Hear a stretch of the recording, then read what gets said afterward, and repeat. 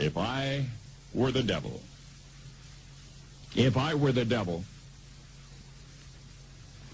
If I were the prince of darkness, I'd want to engulf the whole world in darkness, and I'd have a third of its real estate and 4/5 of its population, but I wouldn't be happy until I had seized the ripest apple on the tree. Thee. So I'd set about, however necessary, to take over the United States. I'd subvert the churches first. I'd begin with a campaign of whispers. With the wisdom of a serpent, I would whisper to you as I whispered to Eve, do as you please. To the young, I would whisper that the Bible is a myth. I would convince them that man created God instead of the other way around. I would confide that what's bad is good and what's good is square. And the old I would teach to pray after me, Our Father, which art in Washington. And then I'd get organized. I'd educate authors in how to make lurid literature exciting so that anything else would appear dull and uninteresting. I'd threaten TV with dirtier movies and vice versa. I'd peddle narcotics to whom I could. I'd sell alcohol to ladies and gentlemen of distinction. I'd tranquilize the rest with pills. If I were the devil, I'd soon have families at war with themselves, churches at war with themselves, and nations at war with themselves, until each in its turn was consumed. And with promises of higher ratings, I'd have mesmerizing media fanning the flames. If I were the devil, I would encourage schools to refine young intellects, but neglect to discipline emotions. Just let those run wild. Until before you knew it, you'd have to have drug-sniffing dogs and metal detectors at every schoolhouse door. Within a decade, I'd have prisons overflowing. I'd have judges promoting pornography. Soon I could evict God from the courthouse, then from the schoolhouse, and then from the houses of Congress. And in his own churches, I would substitute psychology for religion and deify science. I would lure priests and pastors into misusing boys and girls and church money. If I were the devil, I'd make the symbol of Easter an egg and the symbol of Christmas a bottle. If I were the devil, I'd take from those who have and give to those who wanted until I had killed the incentive of the ambitious. And what'll you bet? I couldn't get whole states to promote gambling as the way to get rich. I would caution against extremes in hard work, in patriotism, in moral conduct. I would convince the young that marriage is old-fashioned, that swinging is more fun, that what you see on TV is the way to be. And thus I could undress you in public, and I could lure you into bed with diseases for which there is no cure. In other words, if I were the devil, I'd just keep right on doing what he's doing. Paul Harvey. Good day.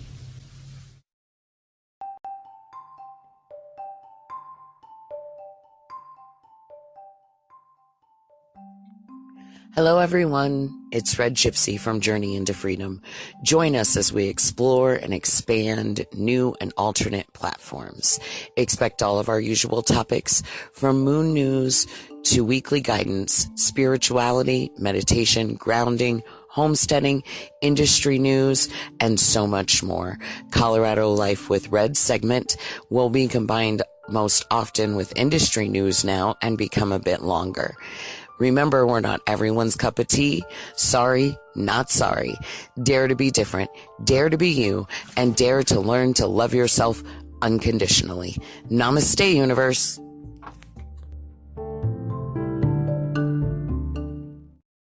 This is God's country. We turn the dirt and work until the week's done. We take a break and break bread on Sunday, then do it all again, 'cause we're proud to be from God's country. From now on, I'm quoting an open letter from God. My dear children, and believe me, that is all of you, I consider myself a pretty patient guy. I mean, look at the Grand Canyon. It took millions of years to get it right. And about evolution, boy, nothing is slower than designing that whole Darwinian thing to take place, cell by cell and gene by gene. And I have been patient through your fashions, your civilizations, wars, and schemes, and the countless ways that you take me for granted until you get yourselves into big trouble again and again. I want to let you know about some of the things that started ticking me off. First of all, your religious rivalries are driving me up a wall. Enough already. Let's get one thing straight. These are your religions, not mine. I'm the whole enchilada. I'm beyond them all. Every one of your religions claims that there's only one of me, which, by the way, is absolutely true, but in the very next breath, each religion claims that it's my favorite one, and each claims its Bible was written personally by me, and that all of the other Bibles are man-made. Oh, me. How do I ever begin to put a stop to such complicated nonsense? All right. Listen up now. I am your father and mother, and I don't play favorites among my children. Also, I hate to break it to you, but I don't write. My longhand is awful, and I've always been more of a doer anyway. So all of your books, including those Bibles, were written by men and women. They were inspired men and women. They were remarkable people, but they also made mistakes here and there, and I made sure of that so that you would never trust a written word rather than your own living heart. You see, one human being to me, even a bum on the street, is worth more than all of the holy books in the world. That's just the kind of a guy I am. My spirit is not an historical thing. It's alive, right now, as fresh as your next breath. Holy books and religious rites are sacred and powerful, but they are not more so than the least of you. They were only meant to steer you in the right direction, not to keep you arguing with each other, and certainly not to keep you from trusting your own personal connection with me. Which brings me to my next point about your nonsense. You act like I need you and your religions to stick up for me or win souls. For my sake, please don't do me any favors. I can stand quite well on my own, thank you. I don't need you to defend me. I don't need constant credit. I just want you to be good to each other. And another thing, I don't get all worked up over money or politics, so stop dragging my name into your dramas. For example, I swear to me that I never threatened Oral Roberts. I never rode in any of Rajneesh's Rolls Royces, and I never told Pat Robertson to run for president. And I have never, ever had a conversation with Jim Baker or Jerry Falwell or Jimmy Swaggart. Of course, come Judgment Day, I certainly intend to. Now, the thing is, I want you to stop thinking of religion as some sort of a loyalty pledge to me. The true purpose of your religions is so that you can become more aware of me, not the other way around. Believe me, I know you already. I know what's in each of your hearts. And I love you anyway, with no strings attached. So lighten up and enjoy me. That's what religion's best for. What you seem to forget is how mysterious I am. You look at the petty differences in your scriptures and you say, well, if this is the truth, then that can't be. But instead of trying to figure out my paradoxes and unfathomable nature, which, by the way, you never will, why not open your hearts to the simple common threads of every religion? You know what I'm talking about. Play nice with each other. Love and respect everyone. Be kind. Even when life is scary or confusing, take courage and be of good cheer, for I'm always with you. And learn how to be quiet so that you can hear my still small voice. I don't like to shout. Leave the world a better place by living your life with dignity and gracefulness.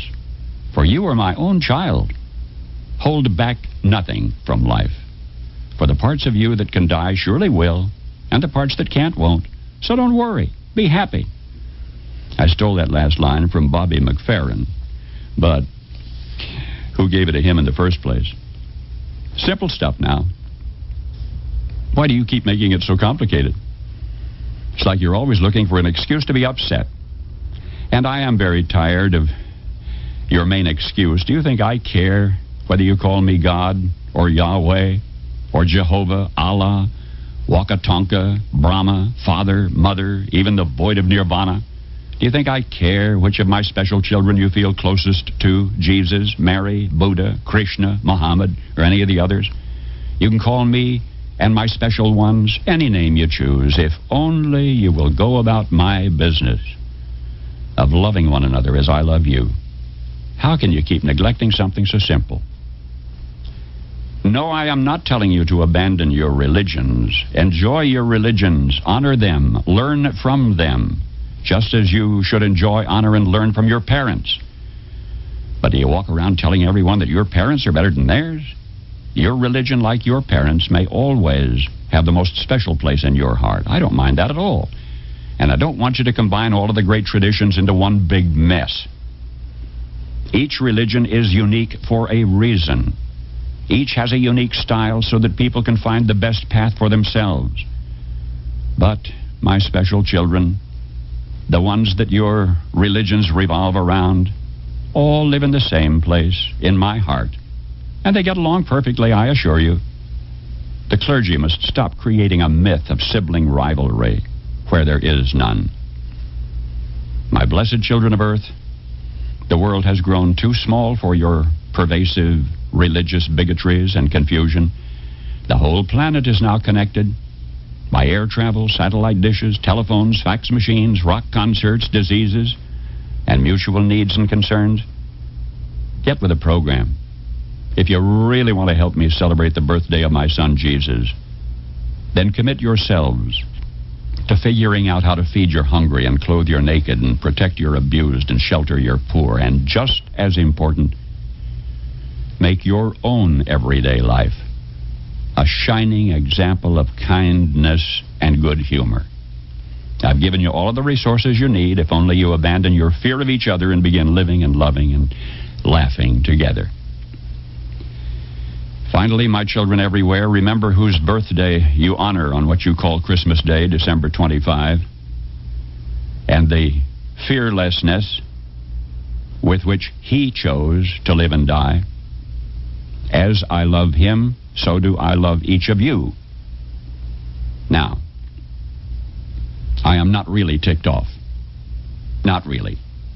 I just wanted to grab your attention because I hate to see you suffer. But I gave you free will. So what can I do now other than try to influence you through reason, persuasion, and a little old-fashioned guilt and manipulation? After all, you know, I am the original Jewish mother. I just want you to be happy. And I'll sit in the dark. I really am, indeed, I swear, with you always, always. Trust in me. Your one and only God.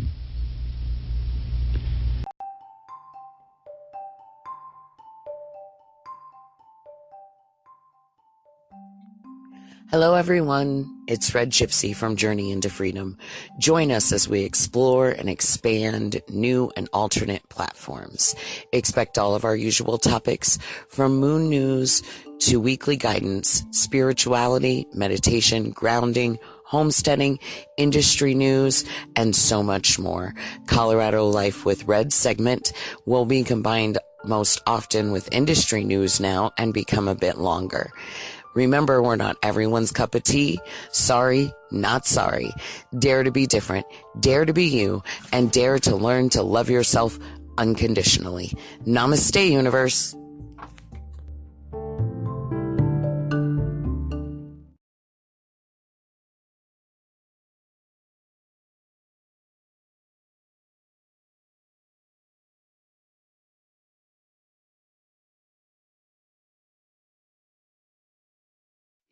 You just don't understand.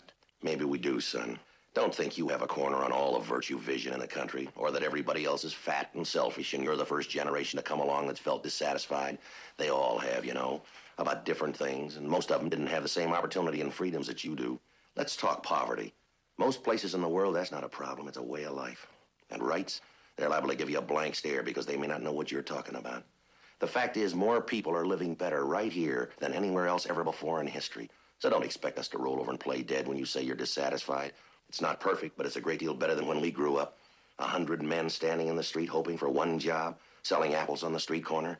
That's one of the things we were dissatisfied about, and you don't see that much anymore. You're taller, stronger, healthier, better educated, and you live longer than the last generation. And we don't think that's altogether bad. You've probably never seen a quarantine sign in your neighbor's door. Diphtheria, scarlet fever, whooping cough. Probably none of your classmates are crippled with polio. You don't see many mastoid scars anymore. We've done quite a bit of fighting all around the world. Whether you think it was moral or not, a lot of people are free today to make their own mistakes because of it. And that may just include you. I don't know. Maybe part of it's the fact that you're in a hurry. You've grown up on instant orange juice. Flip a dial, instant entertainment. Dial 7 digits, instant communication. Turn a key, push a pedal, instant transportation. Flash a card, instant money. Shove in a problem, push a few buttons, instant answers. But some problems you can't get quick answers to, no matter how much you want them. We took a little boy into Central Receiving Hospital yesterday. He was 4 years old. He weighs 8.5 pounds. His parents just haven't bothered to feed him. Now, give me a fast answer to that one. One that'll stop that from ever happening again. And if you can't settle that one, what about the 55,000 Americans who will die on the highways this year? That's nearly 6 or 7 times the number that'll get killed in Vietnam. Why aren't you up in arms about that? Or is dying in a car somehow moral? Tell me how to wipe out prejudice. I'll settle for just the prejudices you have inside yourselves. Show me how to get rid of the unlimited capacity for human beings to make themselves believe that they're somehow right and justified in stealing from somebody or hurting somebody. And you'll just about put this place here out of business.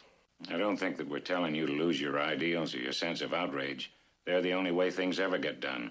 And there's a lot that still needs doing. And we hope you'll tackle it. You don't have to do anything dramatic like trying to come up with a better country. You can find enough to keep you busy right here. While you're at it, don't break things up in the name of progress or crack a placard stick over somebody's head to help him see the light. Be careful of his rights, because your property and your person and your rights aren't any better than his. And next time, you may be the one to get it. We remember a man who killed 6 million people and called it social improvement. So hang in. Don't try to build a new country. Make the old one work. It has for over 400 years. And by the world's standards, that's hardly more than yesterday.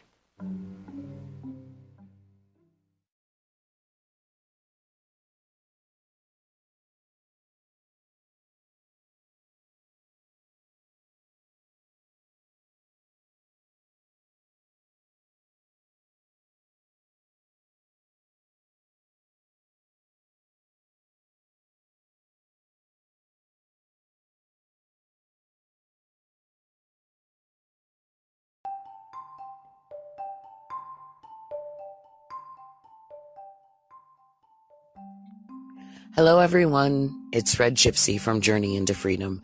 Join us as we explore and expand new and alternate platforms.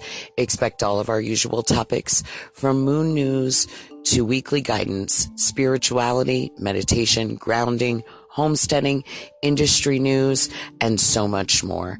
Colorado Life with Red segment will be combined most often with industry news now and become a bit longer. Remember, we're not everyone's cup of tea. Sorry, not sorry. Dare to be different, dare to be you, and dare to learn to love yourself unconditionally. Namaste, universe.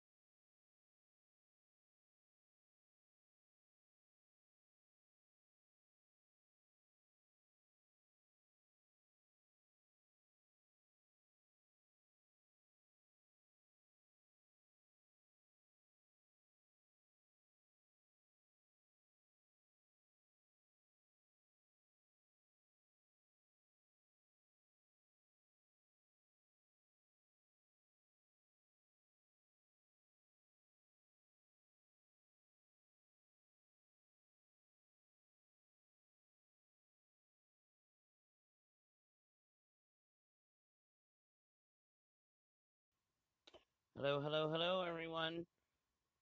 Welcome to the first episode of Journey into Freedom here on Network Revolution. Freedom Revolution Network. Freedom Revolution Network.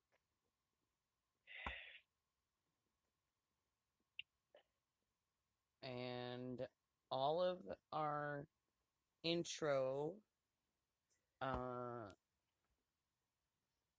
came over with no problem. Lovely. How exciting is that?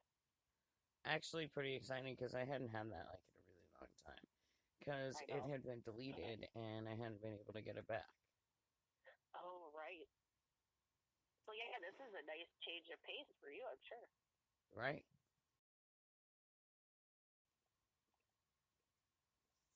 Now, hopefully, everybody can hear us. Well, I was just going to ask that question to our lovely webmaster.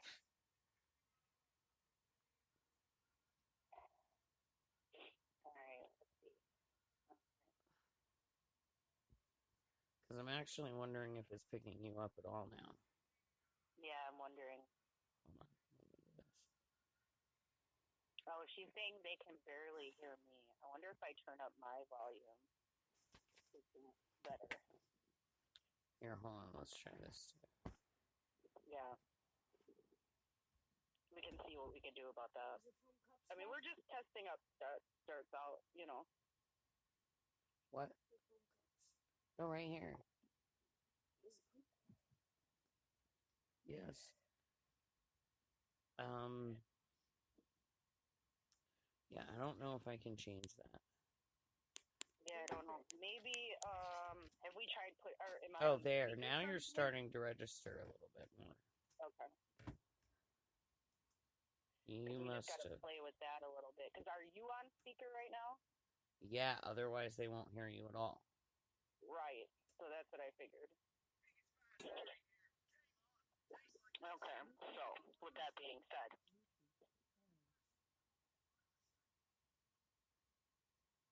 But I turned that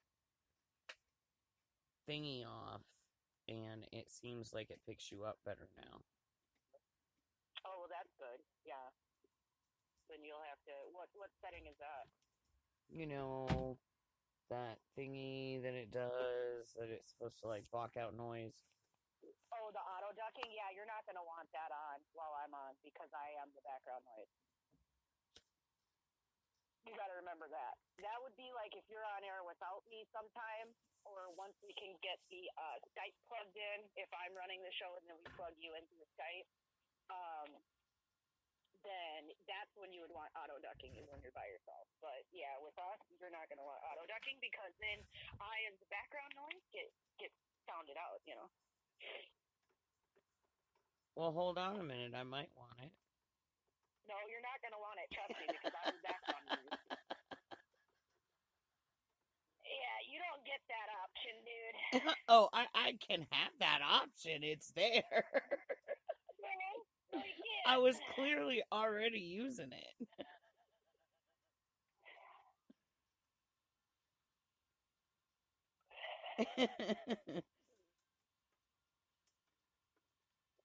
Yes. Stuck in my bib, so I'm trying to get out. So you want to talk about something? Be great. I'm stuck. Well, I'm sorry that you're stuck. Well, it just takes a minute to get out of them, and that's all. How many scoops did you put in here? 1.5. What? No. Okay. I got hot chocolate. I didn't want to be drinking, chocolate colored water. Yeah, hot water, hot chocolate. Yeah. Water. Yeah. I at least want to taste chocolate. Hot chocolate essence water. I at least want to taste chocolate. I just don't want chocolate colored water.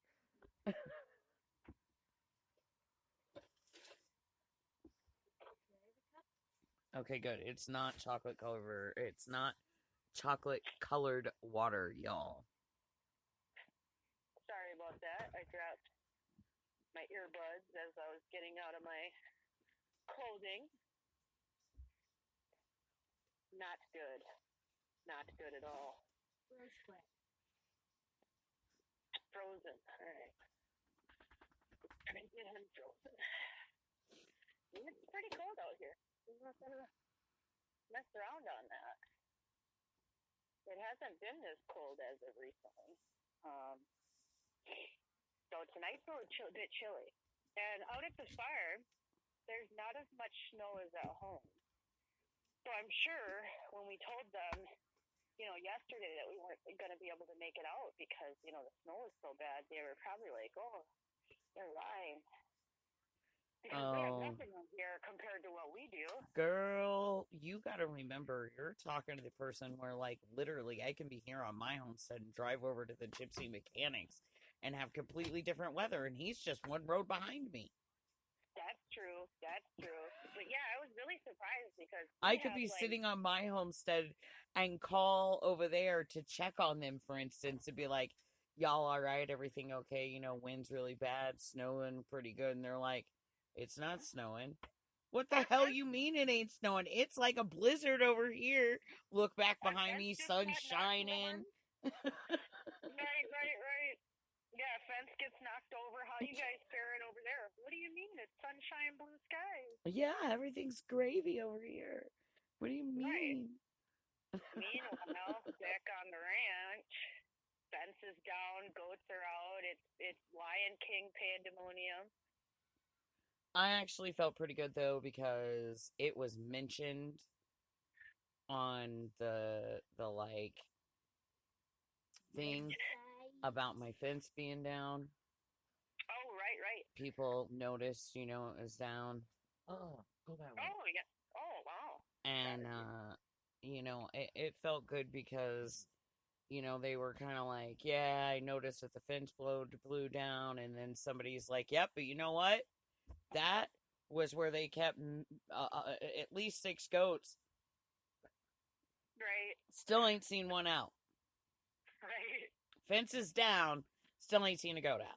Well, because see, if people don't understand the reference to that, people in the local area are upset for these rogue goats that are at other farms that are getting out, wandering, causing havoc, chaos.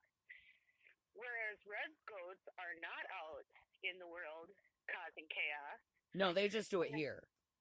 Yeah, they just, true that. You ain't never met. But they are not causing the neighbors to be upset. No. Unlike other goats.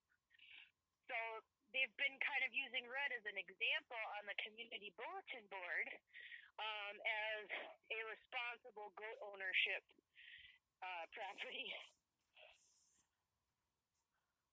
You know, and I feel bad because I don't mean to be like that. I'm not trying to, like, I just contain my goats. You're just trying to keep your goats in the best way you know how. You know what I mean? It's not like, and to be fair, you know, and it's pretty sad that it's like that because considering 4 years ago, you didn't know a lot about goats, really.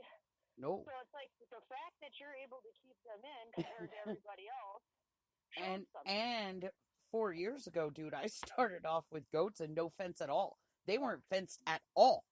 True. There was no fence at all. There was nothing to contain them on my property. And they still never left.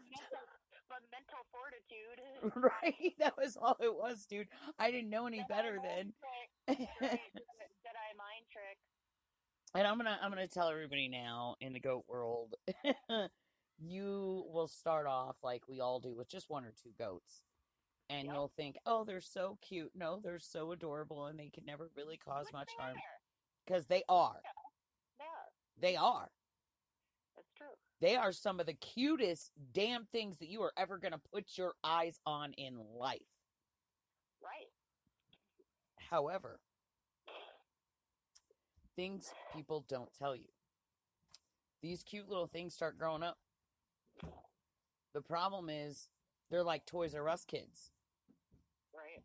They get bigger, but they don't really grow up. Right. Okay? They get bigger, and they just get a little crazier. They went from, I can only jump this high to, I can jump 5 feet. Right. And now I can jump 5 feet, and I still like to hear the sound of my hooves on the top of your metal car. Right. Dancing the night away. Go dancing's real. Okay, that is a true story because they be all. This shit, that ice cold. Michelle fight for that white gold. This one for them hood girls, straight masterpieces. Stylin', wildin', living it up in the city. Got Chuck's on with Saint Laurent. Gotta kiss myself, I'm so pretty. I'm too hot. Call the police and the fireman. I'm too hot. Make a dragon wanna retire, man. I'm too hot. Say my name, you know who goats are crazy. But let me tell all of you people out there who will come across goats, baby goats, and be like, oh, they're the cutest little things. They can never cause any trouble. Don't be warned. Don't fall for it. They need fencing. They need discipline. They need to know boundaries. If you do not set boundaries right away, then you're going to have 350-pound goats with no boundaries. Now, again, people are going to go, what? 350 pounds of goat? What kind of goat is Red raising? Normal goats, people. Red has normal goats. Most people have pygmy goats, dwarf goats, midget goats, designer goats, whatever the hell you want to call these creations. They're not real goats, people. I have real goats. Real goats get to real sizes. It's true. About 200 to 350 pounds. Butchie's not done. And Butchie's pushing probably a good 300. Right. He a big boy now. You haven't seen pictures of Butch in a minute, but Butch a big boy now. You haven't seen pictures of Butch yet this breeding season. So No, I have none. wait till I get his Buckley pictures done for this breeding season. You'll see how much he's grown this year. And you know what's grown the most? What? His beard. Oh. Like, he already had a really beautiful beard. Yeah. This guy has a beard that's like almost hanging down. I mean, that it's so freaking long now. It hangs lower than his kneecaps. And it's super thick. And it's just deceptive as hell. Because you want to pet it so bad. Don't touch it. Right. Just That would be don't. like touching the ass of a skunk. Don't do it.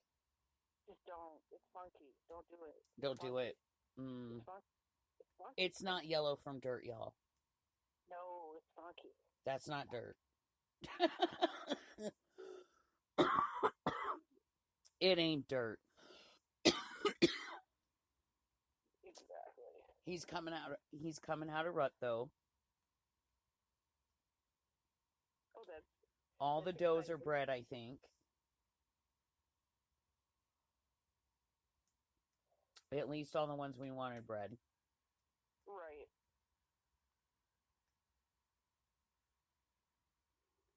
Probably the ones we didn't want bred too. Yeah, and probably the ones we didn't want bred too, because as much as we tried. Did have any of the other bucks or no?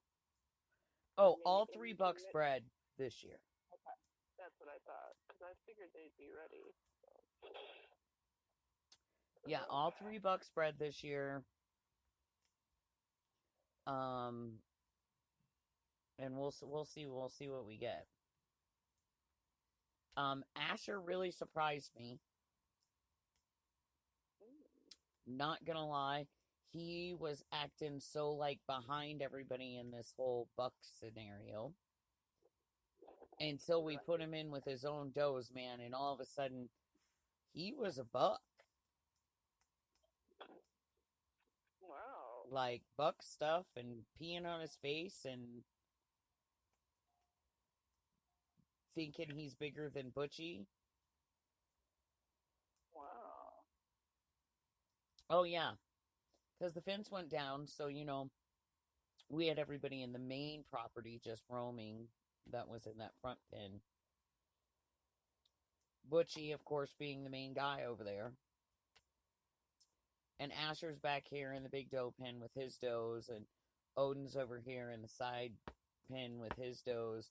And Butchie's just walking around. Nobody's even apparently in heat because Butchie wasn't acting like he was even trying to get into the does. So Asher's bred everybody that's in there with him.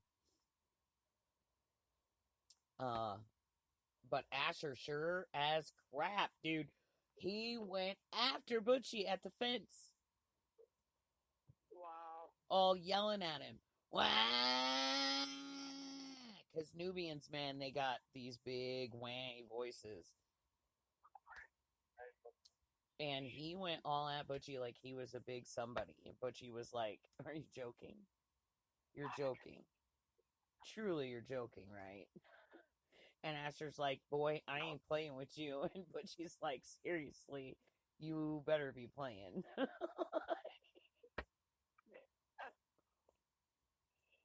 And right now I'm just going to walk away and giggle at you and shake my head. Because there's a fence between us, but you better not act like that when there's not one. Because we all know Butchie can whoop his ass and whoop it good right now. Now, this time next year, though, I'm not 100% Butchie wins that fight anymore. Now, Butchie's always going to have horns, and Asher's always not. So that's going to be one play point. However, Asher was debudded differently than I've ever seen. And they did that drilling out thing, so his plate is still completely intact. And he's got that hard bump on the top of his head. He doesn't have the horns, but he's got that hard bump plate. And it's there, and it's very prominent in him.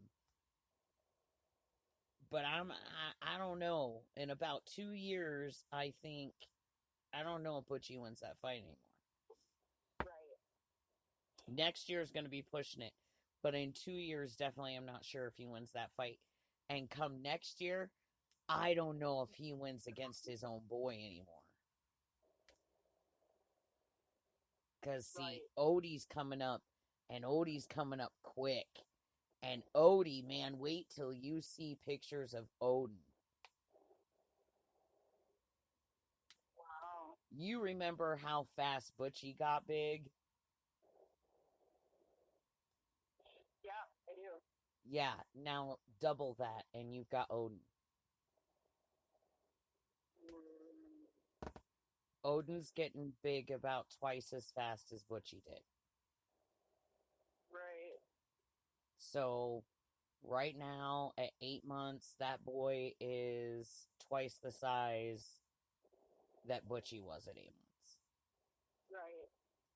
And his horns are out freaking outrageous. Wow. He's got daddy's horns, buddy, through and through. Big old, thick, huge, damn horns. Oh, I mean, you definitely look at Odin and you know Butchie's his daddy. Right. There's no question. Butchie couldn't deny fucking paternity of that kid to save his life.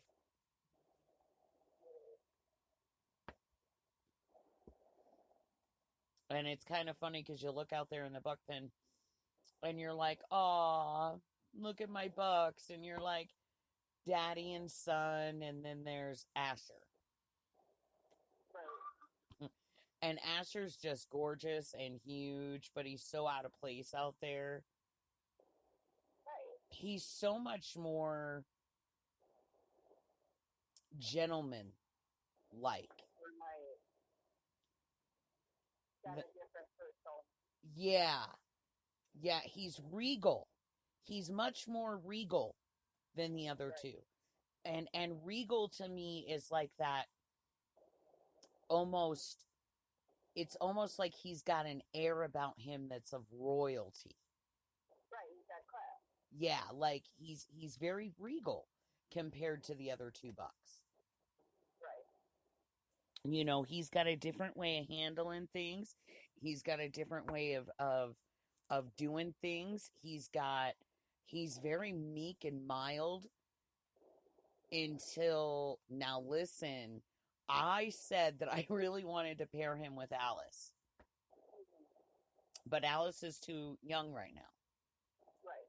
So he doesn't get Alice till next year. But, oh my goodness, listen, he's got a thing for Alice. Alice is his girl. He don't want nobody else around her. He pitches the hugest fit if he thinks another boy is getting anywhere near Alice. In any way, shape, or form. I mean, just pitching a fit. Just yelling and a screaming and a carrying on. And it's the only time he's not regal. Right. Even watching him chase the girls around out here and breeding them, he was very regal about it compared to Butchie.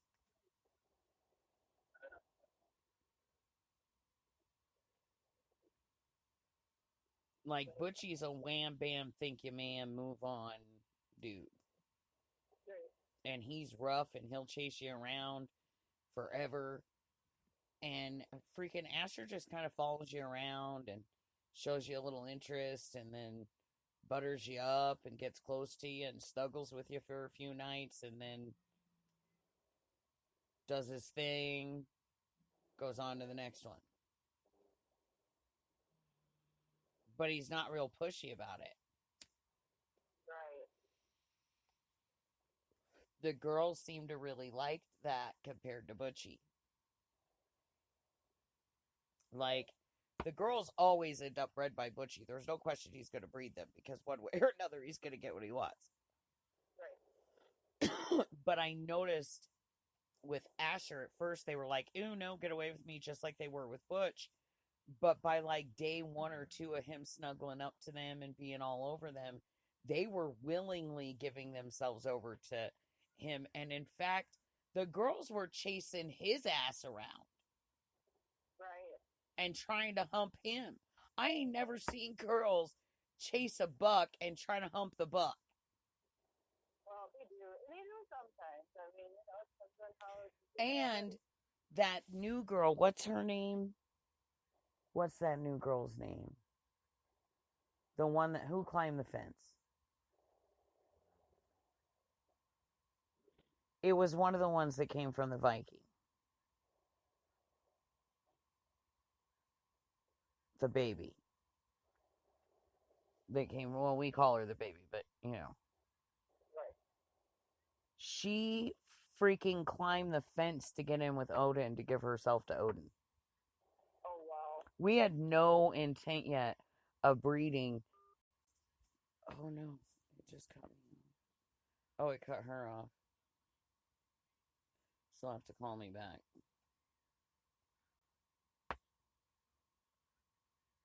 But yeah, we had no intention of even really breeding. But she was so hot and bothered by freaking Odin that she literally climbed the fence and went over and gave herself to him. Which was just crazy. It was crazy.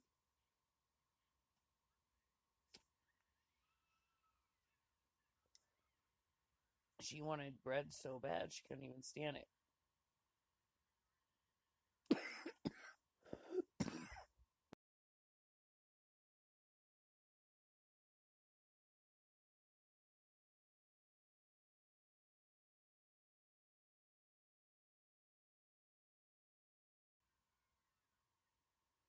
So it cut Scarlet off. She should call back, though.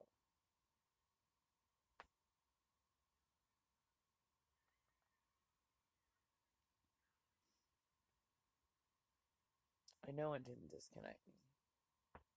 Still says I'm live.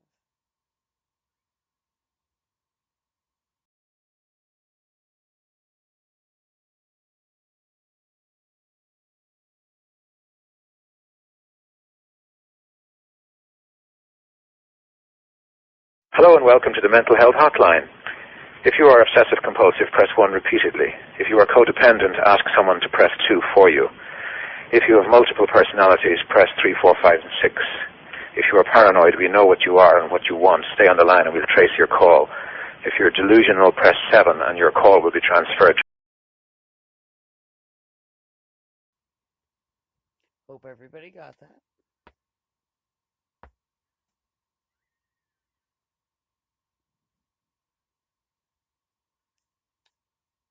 So,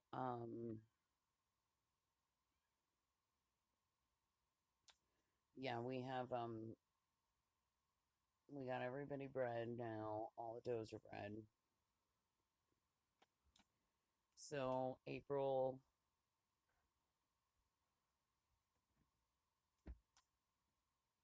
to May will be our kidding time. Should be most interesting. It's going to be a lot better this year, I think. I have a great job in the industry. It's only about a 10 to 15 minute drive down the road, so kidding season is going to be a piece of cake. I'll be able to go to work, and when the does, if they go into labor while I'm at work, I can come home. It's only a 15-minute drive, and be here if they need assistance. We're not far away, like I was last year, working 45 minutes away. It was a little difficult. We fared very well. The does were actually quite good about going into labor in the early morning hours, which, good that somebody was here, bad that it didn't change the fact that, I still had to get up at 5 a.m. and go to work. But, that's how it works on the homestead. But they were really good about going in the wee hours of the morning. They usually tend, and I have noticed this, goats tend to give birth at the oddest times. And they always seem to do it at the coldest time. Like, the coldest. And I'd like to say that most of them give birth at like 2, 3 o'clock in the morning.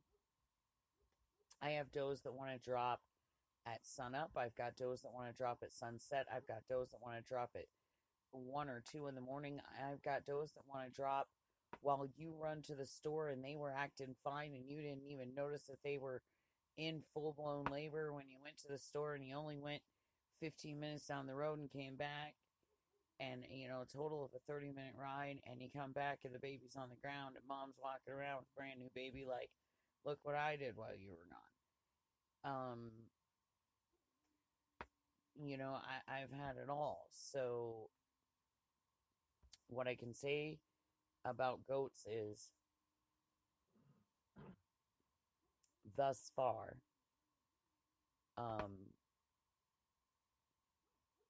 they know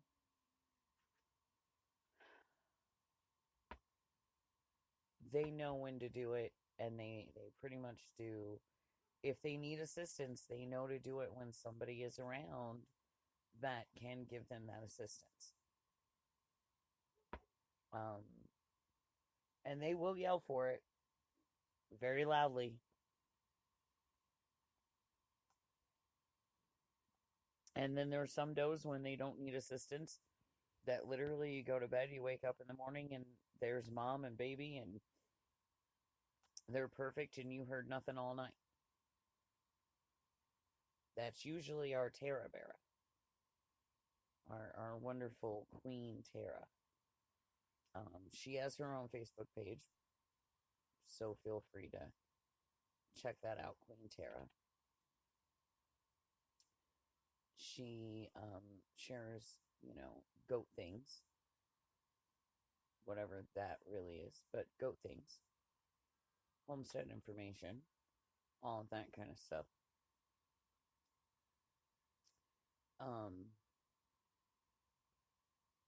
So this is the first time that we're going live over here on this platform. This is Scarlett's new platform here. Her network. And she's doing a fantastic job. She's come a very long way in a very short time. And oh my gosh, it's my best. For anybody who doesn't know, because I know that if you hear her, then you hear her ringtone when she calls in. Right. So, I know all you really hear is, oh my God, it's my best friend. This isn't just like my co-host. She is my best friend. Like, True. We met through doing the radio show together. Yep. Exactly. Yes. But that has led to a really, really amazing friendship, actually, that has stood up through a lot of things. There have been a couple of times where I have thought, I really don't know if Scarlett and I are gonna make it, because I don't know how Scarlett reacts to this, and she's really kind of surprised me, and it's shown me. There was this like meme that I had found a while back about long distance relationships, like friendships tend to be the best ones, and it's small things like that remind you of that, because I think that when I think she's going to overreact to something, I'm sure she feels the same way with things with me. She's gone through the same thing. I'm not sure how Red's going to react to this, and she's going to just not be my friend now. Right. And, you have those moments. And I think because we're long distance, we appreciate each other a little bit more, and therefore we don't seem to disassimilate over the small shit. Right. Normal little small shit that would, I guess, get in between friendships. And I still go through stuff here too, because I've got people that just suddenly, I don't know, just stop talking to me. I don't even know why. Disappear. Yeah, and disappear, and I don't even know why. I've had a few of them do that to me.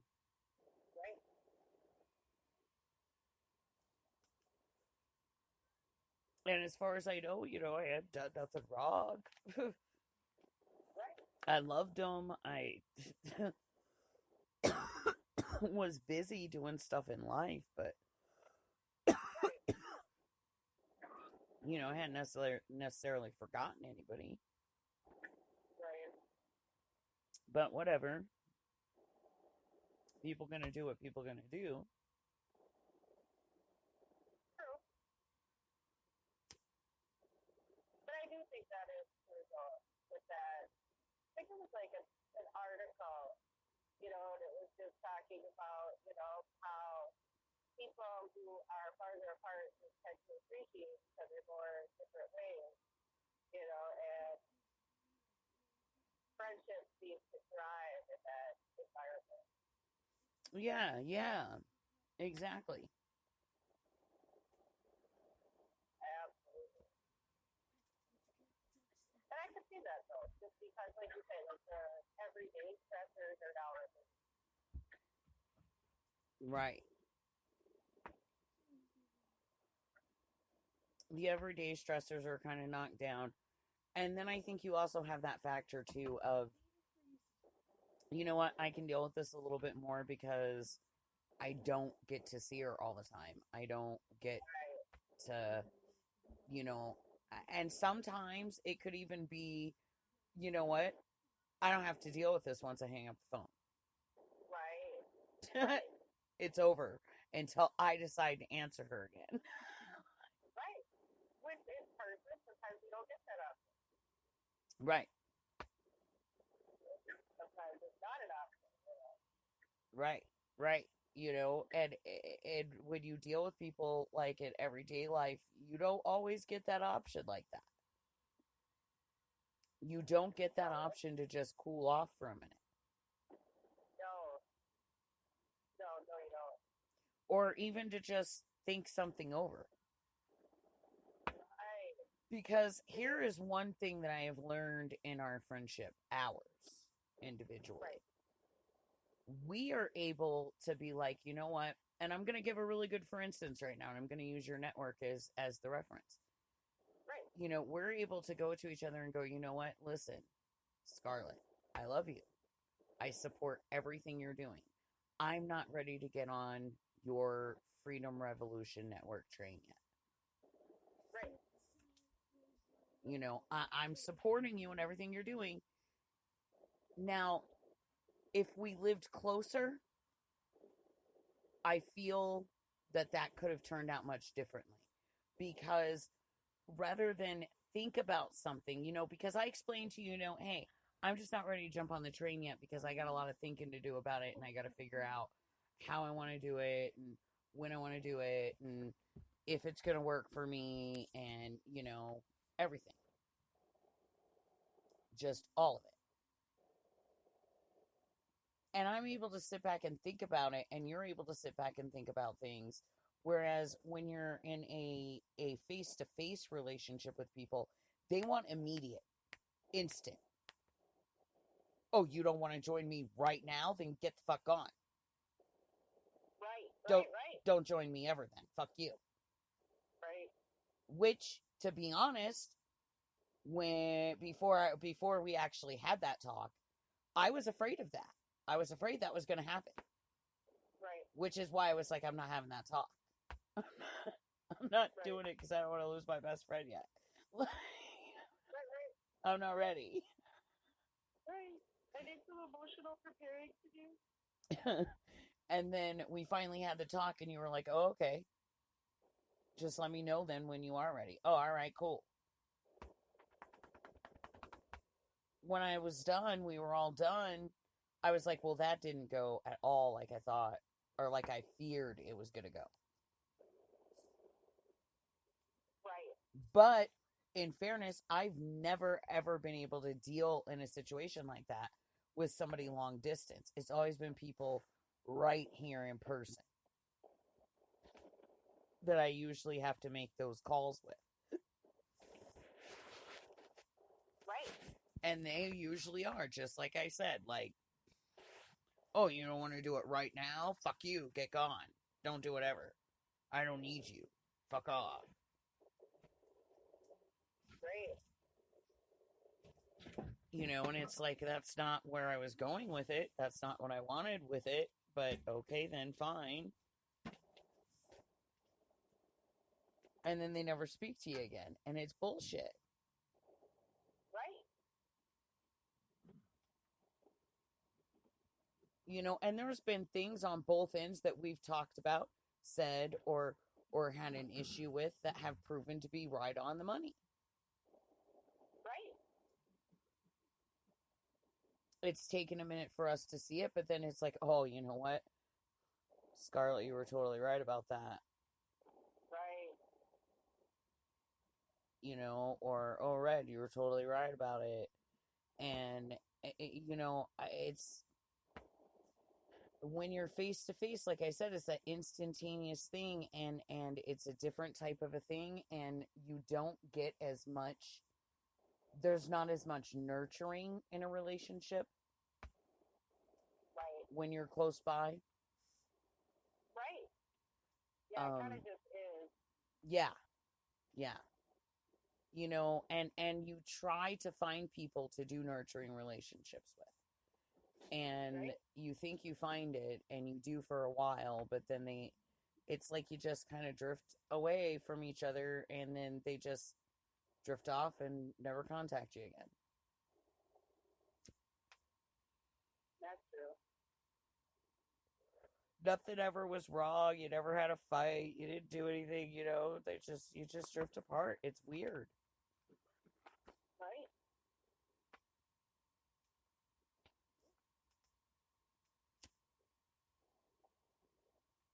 It is weird. You know, sometimes it is strange how those things happen. Mm-hmm. Well, that's like Brain and me.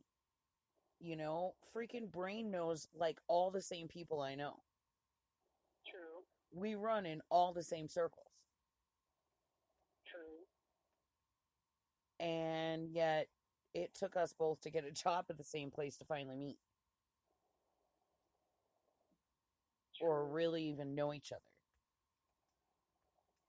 Which still has both of us completely baffled how we have not met each other, known each other before working there.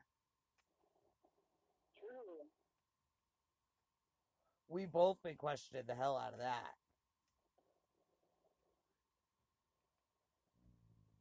Because she'll say somebody she knows, and I'll be like, oh, yeah.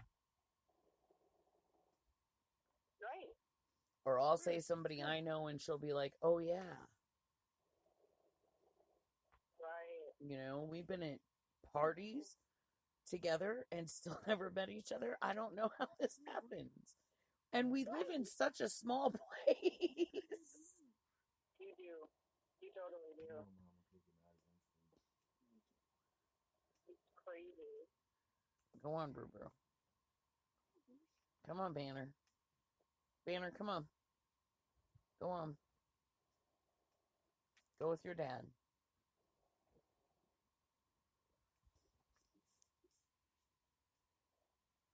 Aww. You never feel like you've hurt something's feelings more than when you kick the wolf off of the couch. Right. I just kicked the wolf off the couch. Gave me them big brown eyes. Right. Them big sad eyes. You feel like you just kicked a puppy. Right. You're like, oh, I'm sorry. Come back. Right. But his dad wanted him to come back there, and I know what he's doing. He's doing the wolf thing, and he would have stayed up here all night sleeping on the end of my couch because he's mad at Dad because Dad stayed overnight somewhere last night and he wasn't here. Right. So tonight, Dad brought him in, and he went back there and laid down and was waiting, and he hadn't joined him, so he came up to get him. But Banner was definitely doing the like, no, I'm ignoring you. Right.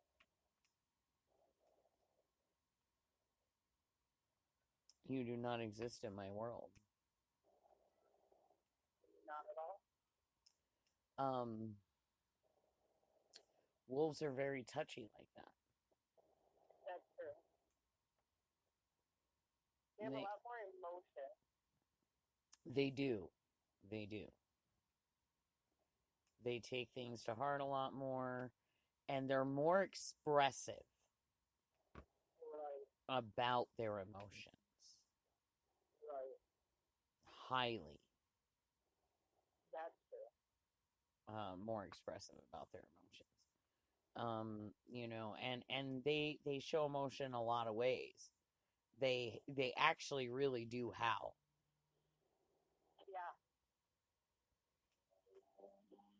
Yeah. And they're loud and proud when they're howling. And they've taught all the other dogs to howl too. Oh. At least their versions. Wow. Because the Pity Pit, when she howls, is just... well, it's quite humorous. And the livestock dog, when he howls, is very deep. But they have even got Cooper howling already. Oh, no. Oh, yeah. Yeah, that they have taught their pack to howl. They all howl. No, all for one and one for all. Leave the property, they all howl. Mournfully. Sure. Yes, because a pack member is leaving.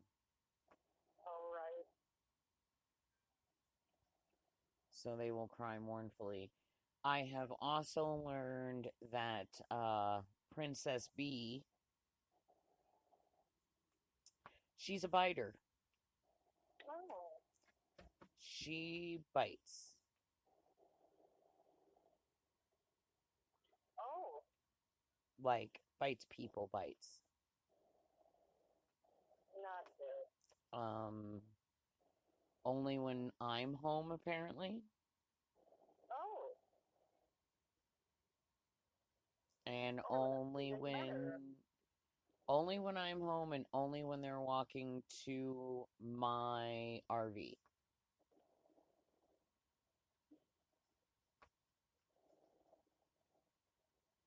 Oh, good to know.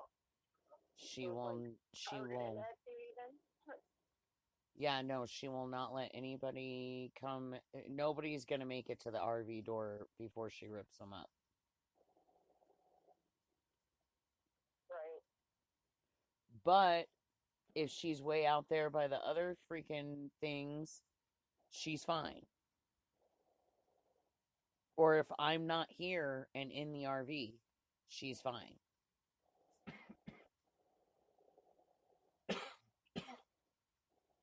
But if I'm home and I'm on this property, I can't promise she doesn't bite somebody. She does not let anybody near me.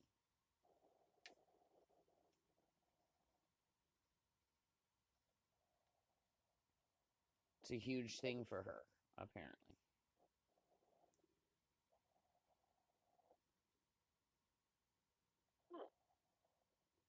No. Nobody's allowed to be my mom.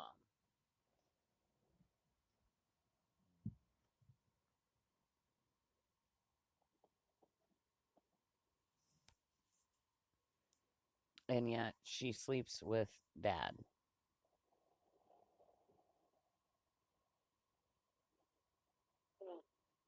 Go figure.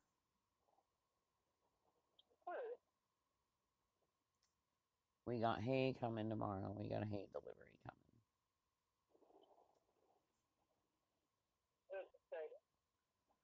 Oh, yeah, it's always exciting to get fresh hay, and the freaking goats have been losing their minds because there's no big hay bales out there right now. There's just scrap hay right now. And because we went on oh man, we went on our family mini vacay. Yeah. And our awesome, amazing gypsy family stepped right up to bat and said, "We'll take care of your homestead while you go enjoy your peaceful time away. You don't have to worry about a thing." We said, "Thank you so much. We trust you. We love you. You guys are great." We went on our vacation. We didn't worry about a thing. Right. We came back and we went, where'd all the hay go? Right. And Gypsy family's like, "We fed." We're like, "Okay, we had enough hay to make it till Monday, guys. How much hay did you feed?" Every goat on the property right now looks like barrels with legs.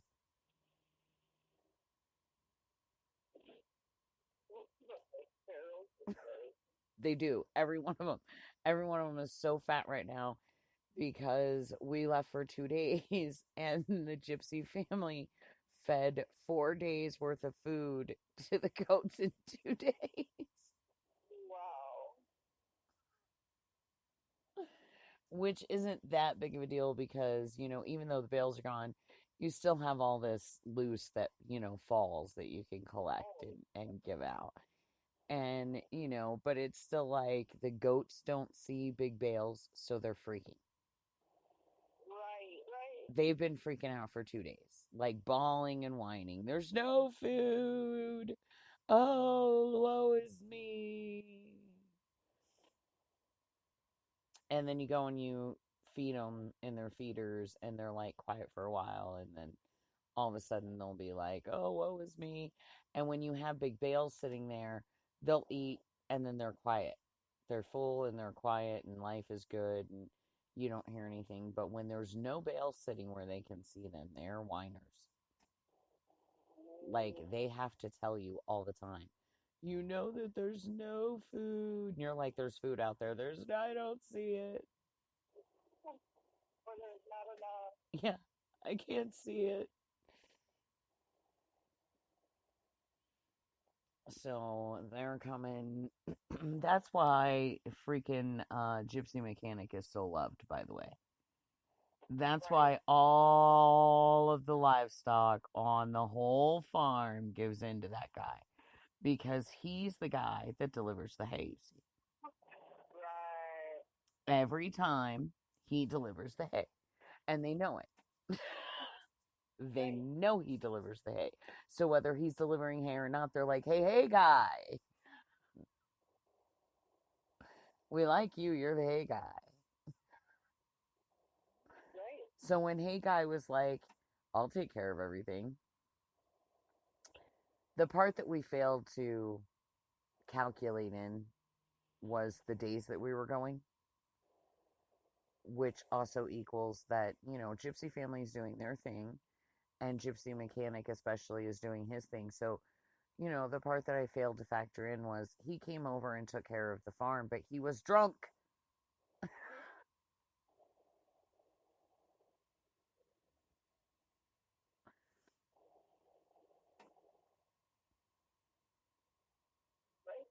So, yeah, he ripped through the food way faster than we would have.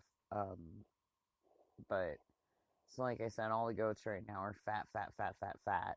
They're ridiculously fat right now.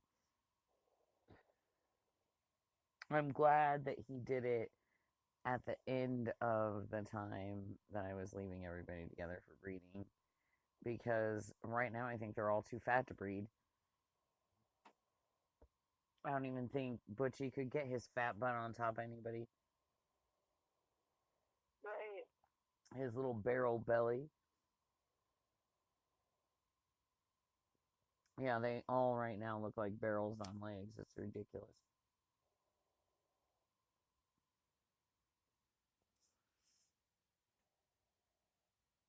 But he was doing, the right thing. Right. Making sure they were fed. Just more so than we would have. That's more important. Yeah, so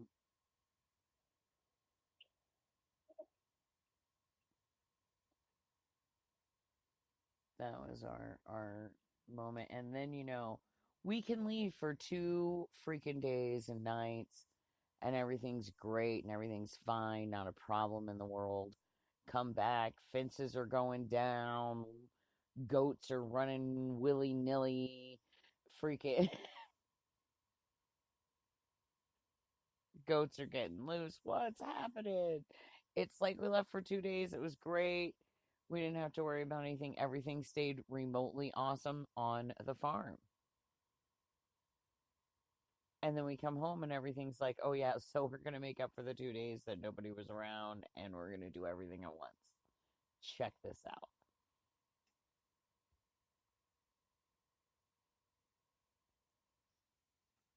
Right.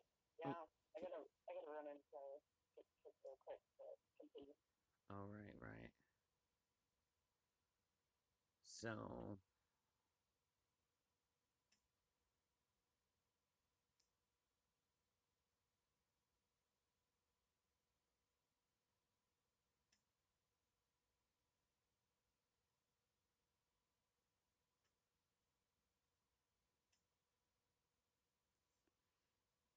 yeah.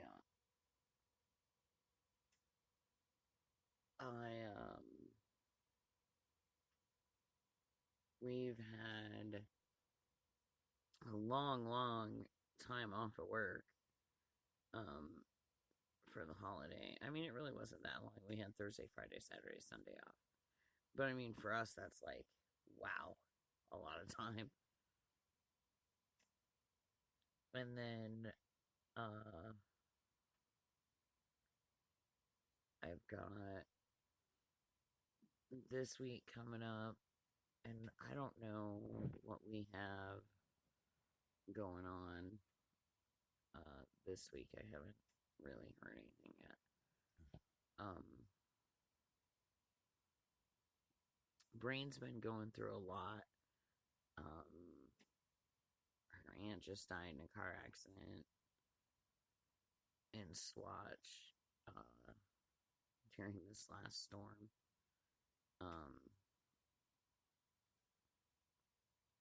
And just a whole bunch of other crap's been like piling on her lately. So I want to send prayers out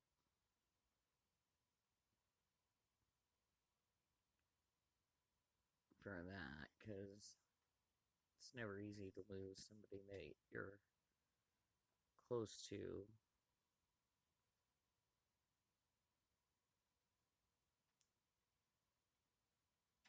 It tends to be that time of year, though, oddly enough.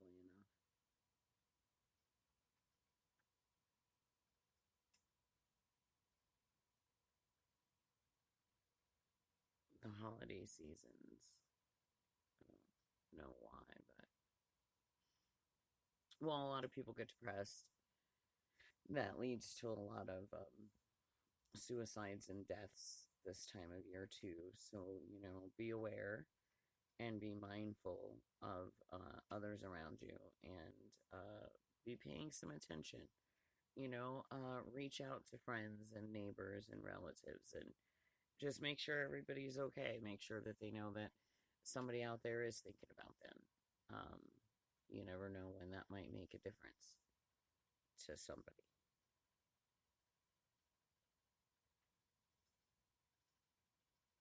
Anybody, really.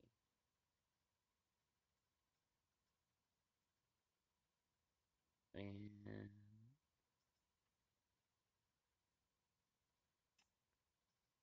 so,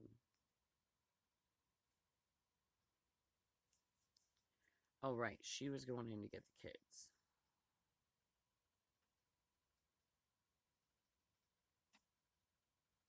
Because she's on her way home from her job at the farm.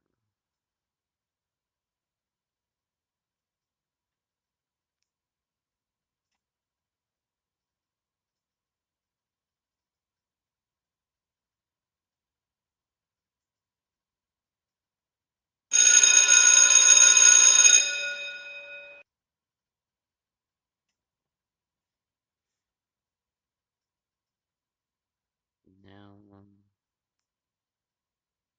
I don't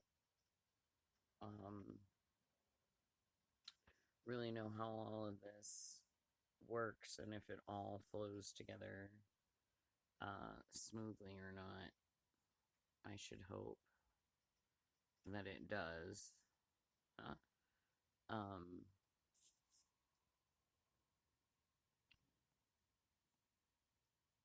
But okay, so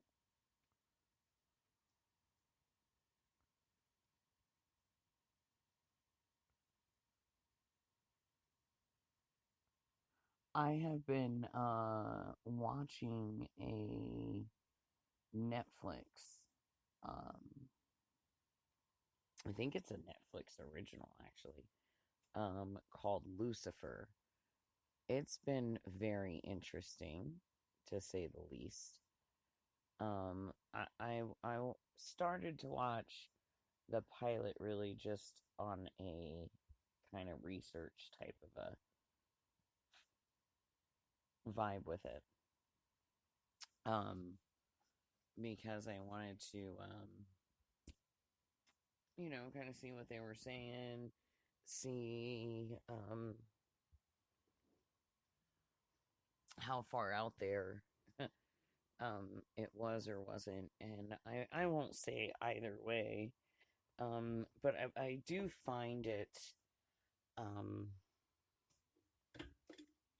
quite interesting, the kind of take on things, the perceptions in the show are very interesting on hell and Lucifer and demons and angels and God and prophecies. It's all in there. And their perception and their viewpoint is one that you won't have seen passed around in other shows. So I found that quite interesting. One of the things that I will say that I find most interesting about it is the portrayal that Lucifer was created to be a punisher. And thus, that's what he does in hell. He punishes. You go to hell, you are being punished for your crimes. And he is a punisher. And it very much embodies energy spirit and taking that energy spirit and locking it away and punishing it. And that's, kind of like his job, and that's what he does. And basically he just decides to go on vacation and doesn't want this job anymore and leaves and comes up here onto Earth. And meanwhile, there's nobody in hell and nobody doing their job. And when I really started thinking about the ripple effect of this, what would happen if that balance was suddenly gone and the Punisher was no longer punishing? The energy would create that DNA knowledge. It would be written into the DNA. We may not consciously be aware, but on a very unconscious level, we have a DNA memory, crystalline embedments. They are specific to trauma events, be them good or bad. So if, for instance, you had a trauma event of spending time, we're not even going to say with hell, we're just going to say time with the Punisher in an energetic form, being punished for things that you did in a physical energy state,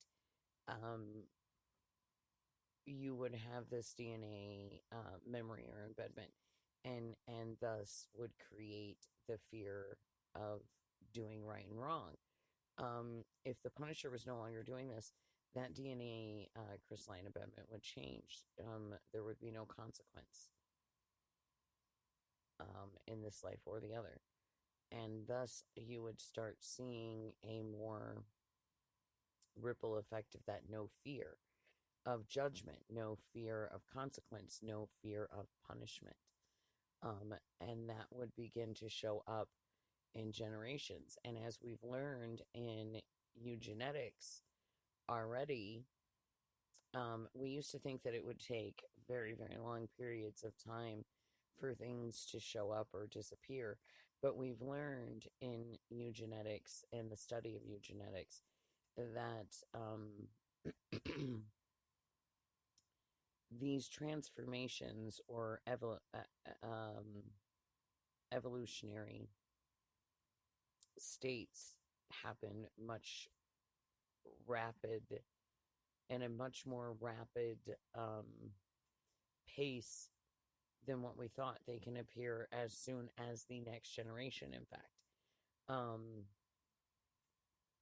So if you go all the way back to that original energy that would be being punished for the crime before it moved on to the next physical energy level, the embedment would begin there. So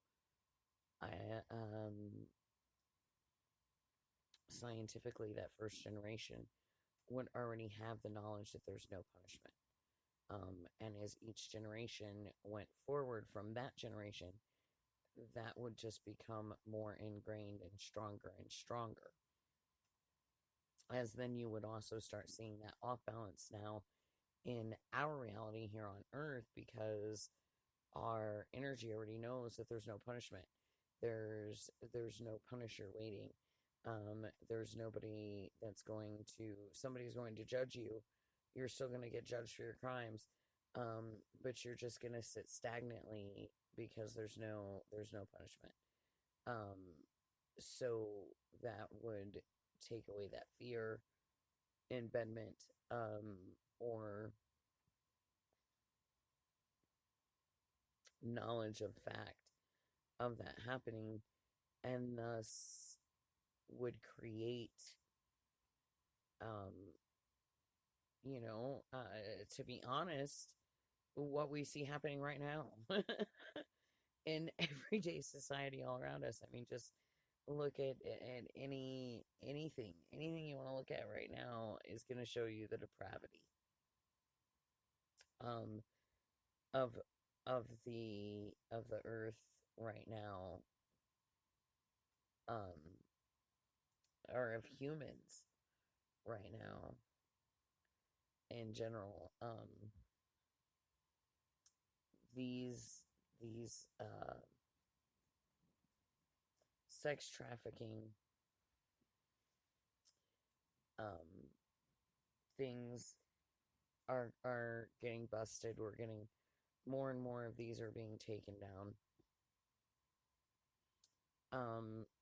We're still not getting to the heart and root of the matters. I know that we are saying it all over the place, but somebody's going to have to kill it, because just like Epstein, it's not going to kill itself. It's everybody jumped all over Scarlett and I not more than 2 years ago for recording and reporting and researching so much on Pizzagate. And we got reprimanded so much about it.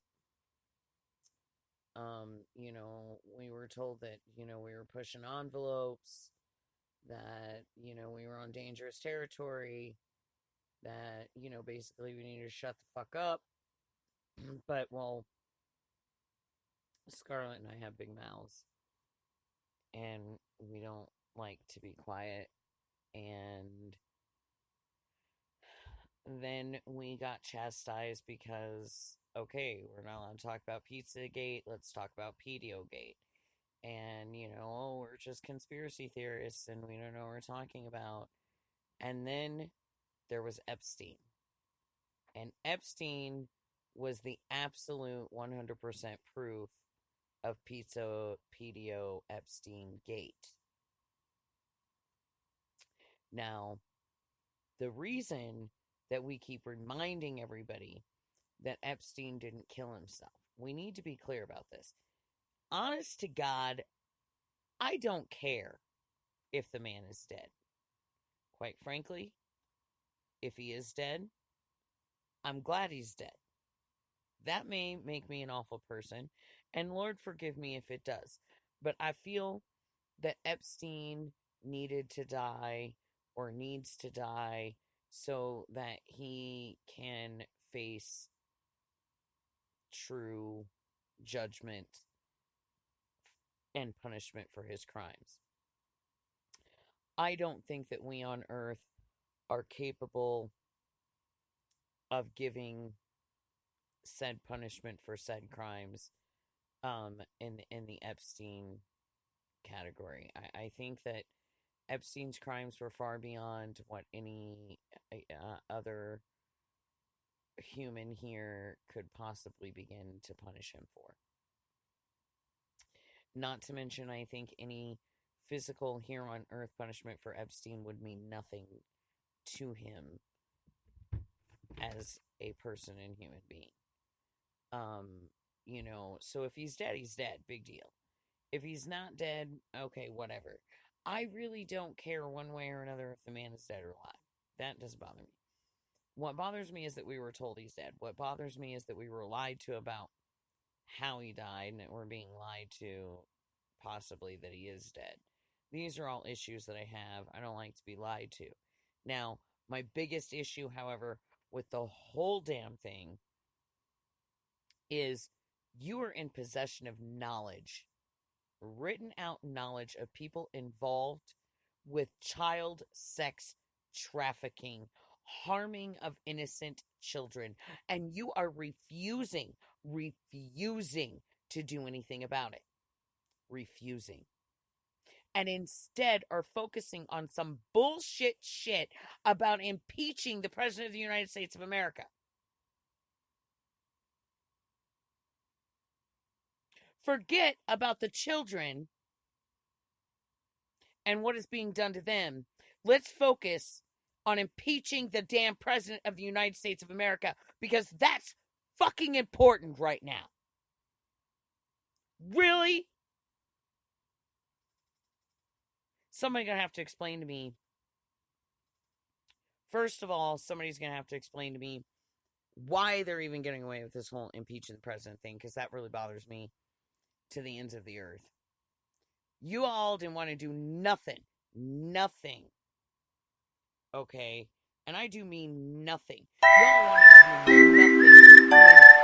Hillary's emails went everywhere. And all of the shit that has been proven against Hillary, not raise a fucking eyebrow towards her.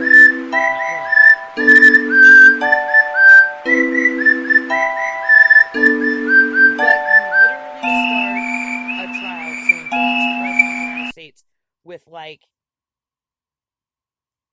no evidence, no case, no idea on what you even want to impeach him for.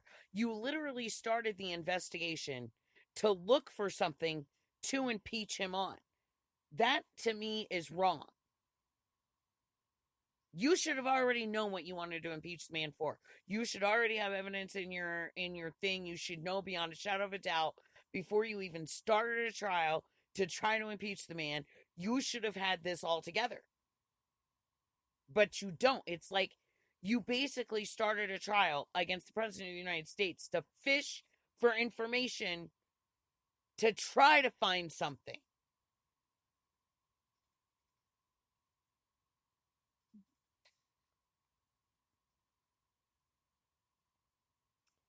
I don't think that's fair. And this doesn't even have to do with the fact that it's Trump or not Trump or whatever. I don't think it's fair. Starting a trial to find the evidence is not how it's supposed to. That's not how the justice system is supposed to work. Like, they don't go to trial unless they have evidence. This is a pretty known thing. I mean, even Hollywood portrays that. And I mean, you know, Hollywood likes to give us a lot of bullshit, give us chicken feed, give us half-truths, blah, blah, blah, whatever. But, I mean, watch any damn Hollywood movie, they'll even tell you the same damn thing. They don't go to trial without evidence. How are you going to pull anybody into trial without evidence? No. You started a trial to find evidence. That's not how this works. You need your evidence before the trial, people. Now it's like you're pulling fish out of a pond to try to see if they have notes down their throats. And the only notes that you're finding, people, are Epstein didn't kill himself. You're right, though. You're right, though.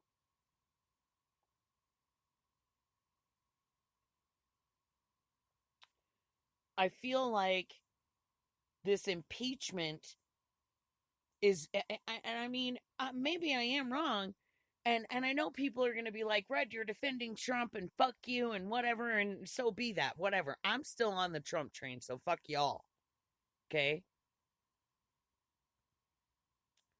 But I've questioned a lot of things that Trump has done lately. I have. And I do. And I am not saying that I feel that he has kept every promise, because I don't. But I can disagree with my president. I can understand that I'm not always going to be on the same page with my president. That's my right as a citizen and as his employer. Because virtually that's what each one of us are. He works for us. Now, that being said, I don't care who this is. I wouldn't care if this was even Jeffrey Epstein. If you didn't have the proof and were taking the man to trial, it would still be wrong.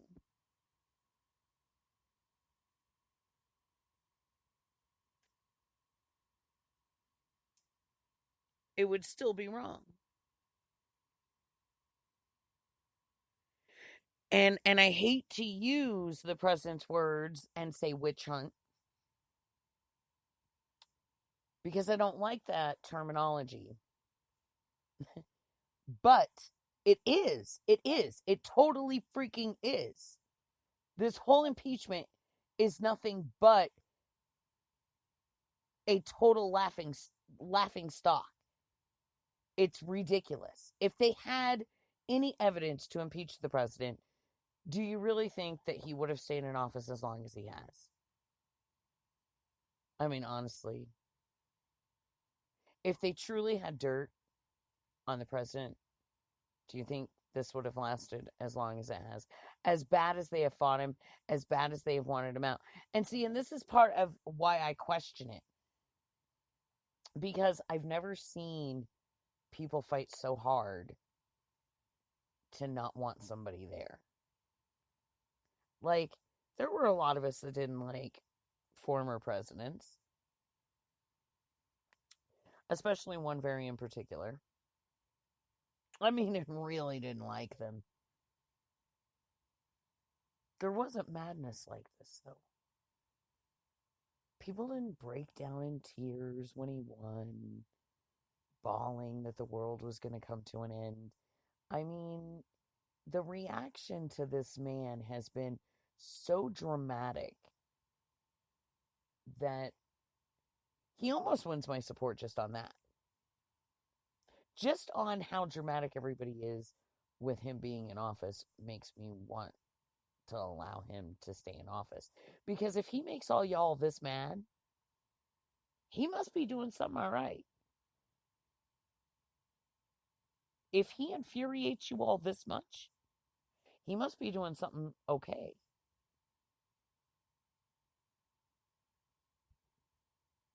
If he scares you all this much, he must be pretty powerful.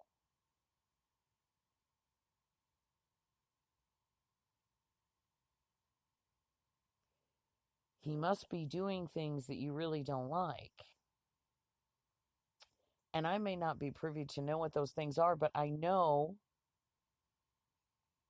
that most of what the majority of you that are standing up and screaming against him are screaming about, I'm not for. No.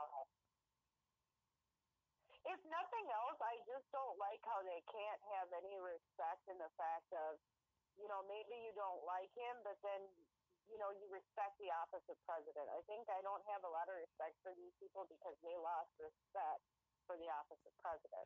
And it shouldn't matter who's in there, whether you like them or not. Thank you.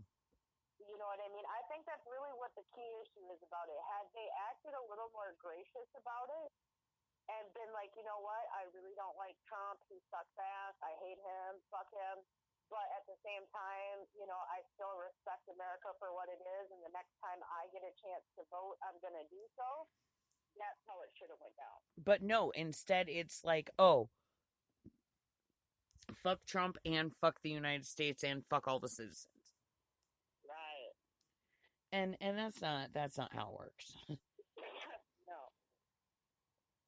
You know, and like I said, I just feel that this whole impeachment trial, you know, and like I said, in order to do a trial, you need evidence. They didn't have any evidence to start a trial. I don't even understand how they did this. And now they're like trying to collect evidence while performing a trial. Right. You can't do that.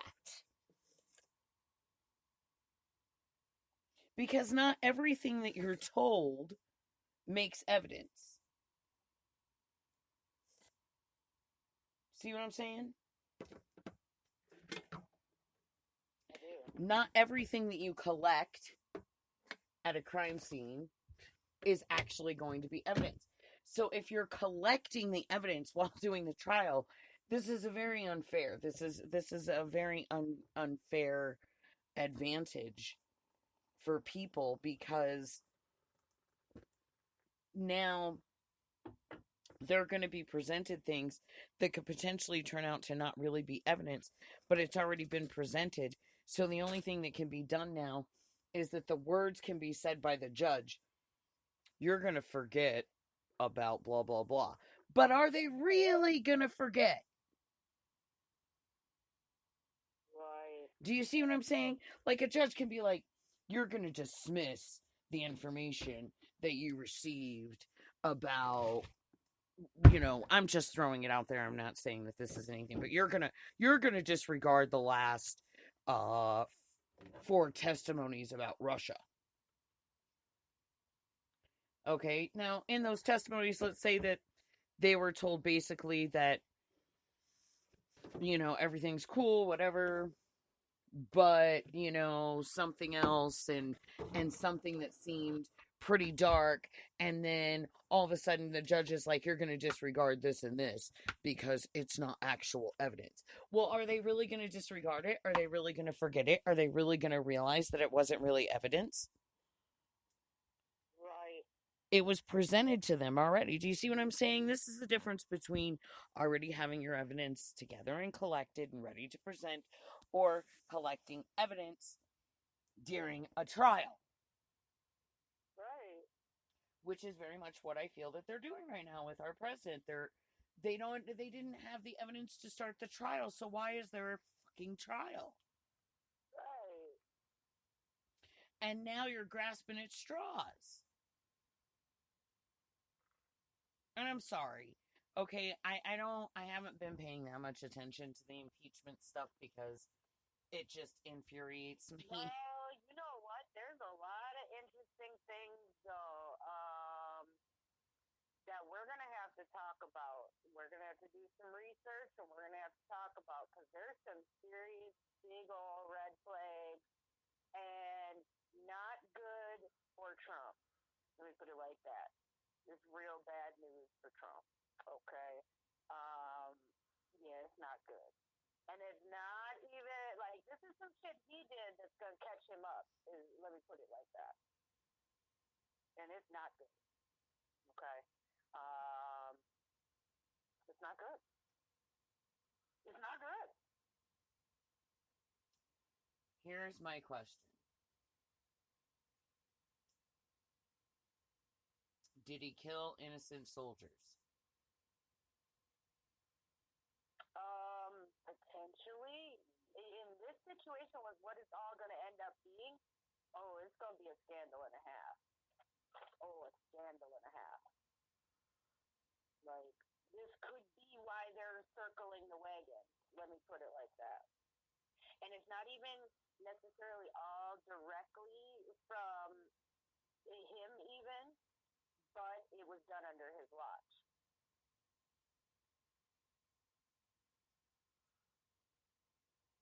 Well, all I will say is many things were done under Obama's watch that he never had to fess up for.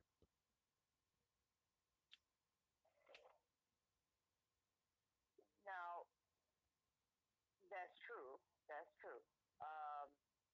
And many other presidents other than Obama, too, to be fair.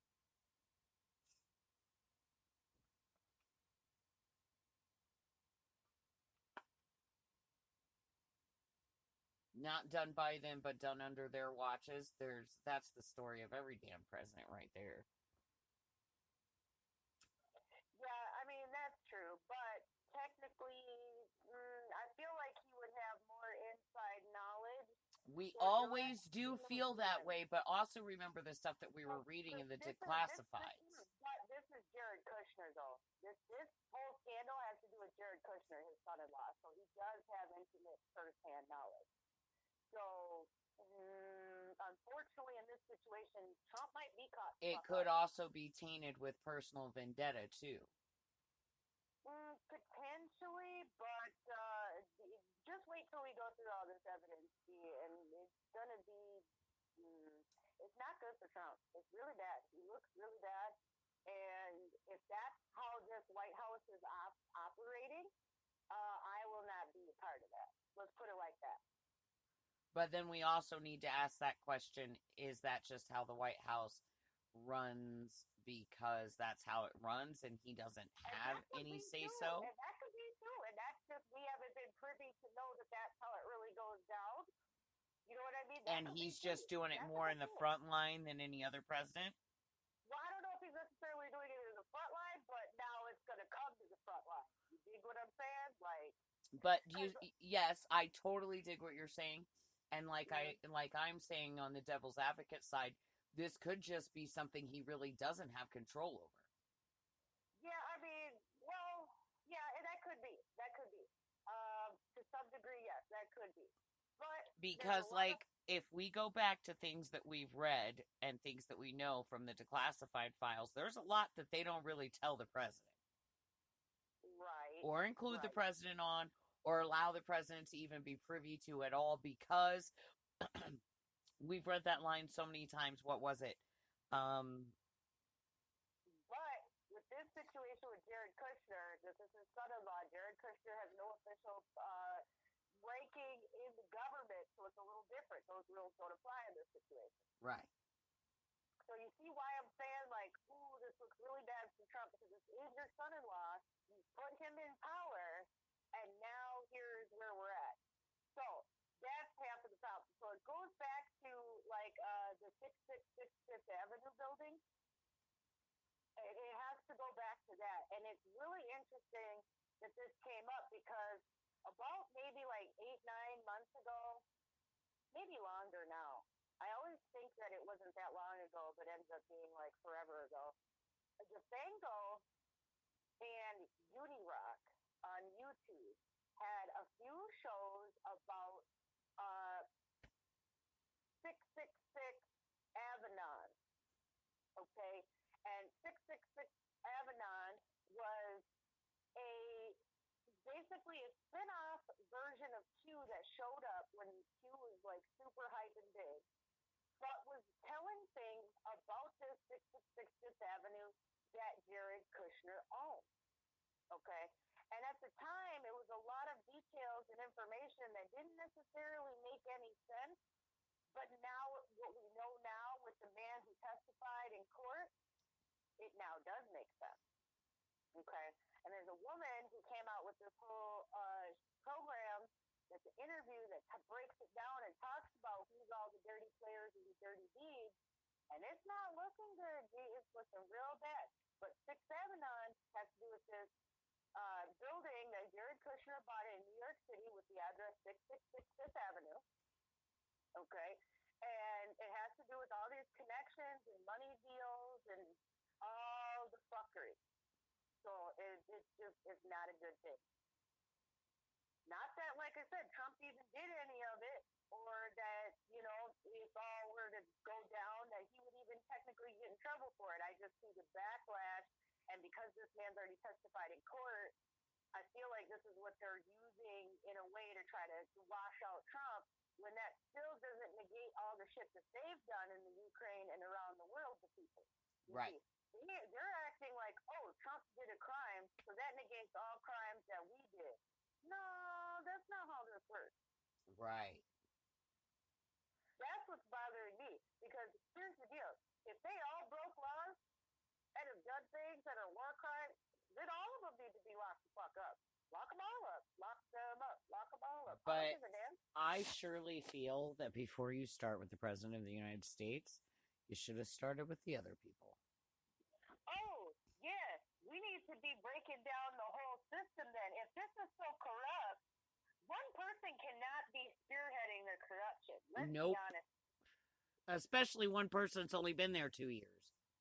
Well, getting on 4 now, though. Nope. This year will be the next election. It'll be 4 years. 2016, Okay, still. You and I both know that regardless of what anybody wants to admit about the president, he's accomplished more in his first term than most presidents do in 2. Right. Now, let's be fair. Yeah, that's true. Other things have not went anywhere, but that's not his fault because that's Congress. Right. He's done a lot. Congress. He, but it's not Congress. Yeah. You know what I mean? Yeah, and you're right. And he's done a lot, but we also know that he really hasn't been there that long to have caused as much issue as what they're trying to say he has. No, in certain circumstances, no. In others. And the bottom line is, I'm real curious to know how and what they're going to pull out on him, because you've been investigating the man since he went into office and couldn't find anything. Now all of a sudden he's up for re-fucking election and you want to pull a trial? Right. Now, what they have on Trump, I don't know. What they have on Jared Kushner, yeah, that looks pretty bad. Now, Kushner... And they'll try to drag him down through Trump. And here's something that I think everybody needs to be reminded of, because I think everybody forgets this. As you keep hearing everybody, impeach Trump, impeach Trump, impeach Trump, that's going to solve all of our problems. Is it though? Okay. You people that are screaming impeach Trump, I need you to really seriously sit down and listen to me for a minute. Whether you're for or against this man, and I don't care. Okay? When you impeach a president, this doesn't mean that you automatically just get to put whoever the hell you want to into office. We have a vice president for a reason. So the moment that you impeach Trump, you just created President Pence. Right. But see, it's an interesting dynamic, though, because we're on the election year. So next November, we'll be voting for president. Right. And so I feel like they're trying to push effort away from Trump. So then when we go to the ballot box, right. At this point, because honestly, even if Trump is a war criminal, even if, let's say, he's had his hand in all these dirty deeds, who is better? Who is better? Who is better out of all the candidates that currently exist today? Who the fuck would be better? Seriously, honestly, really answer that question truthfully, 100%. Who the hell would be better? And I don't think anybody. I'm gonna say something that's gonna explode some heads right now, and it's not mine. I saw it somewhere. Okay. Now, you impeach Trump. You create President Pence. Guess what President Pence can now do? Whatever he wants. He can pardon Trump. Yeah, you're right, and that would blow everybody's mind and make them shit for it.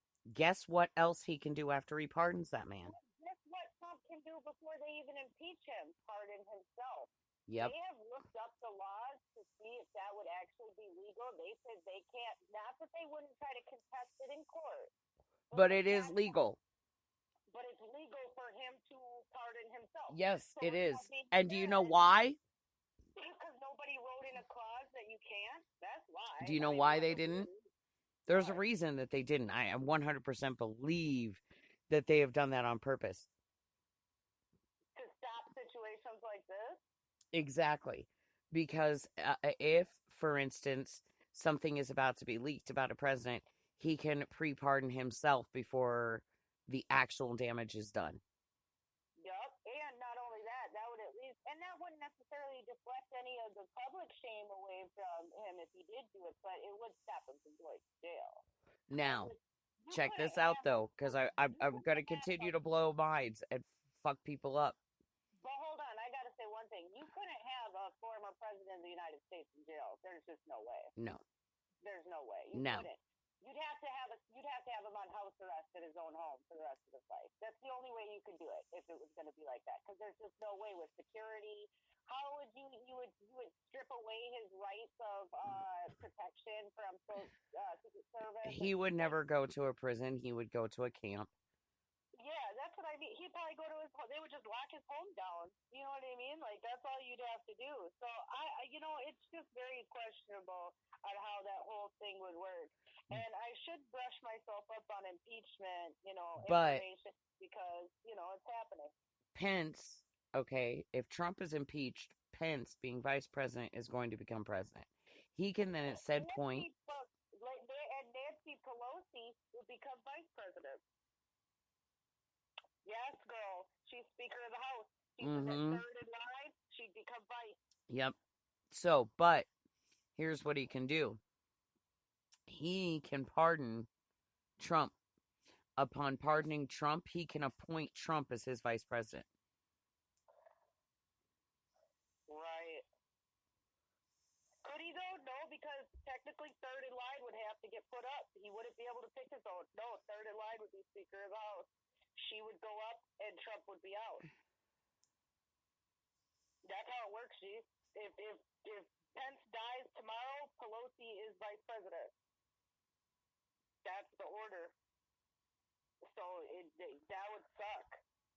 Now, what Pence could do though is put Pence on the ballot and put Trump as vice on the ballot and go try to get elected.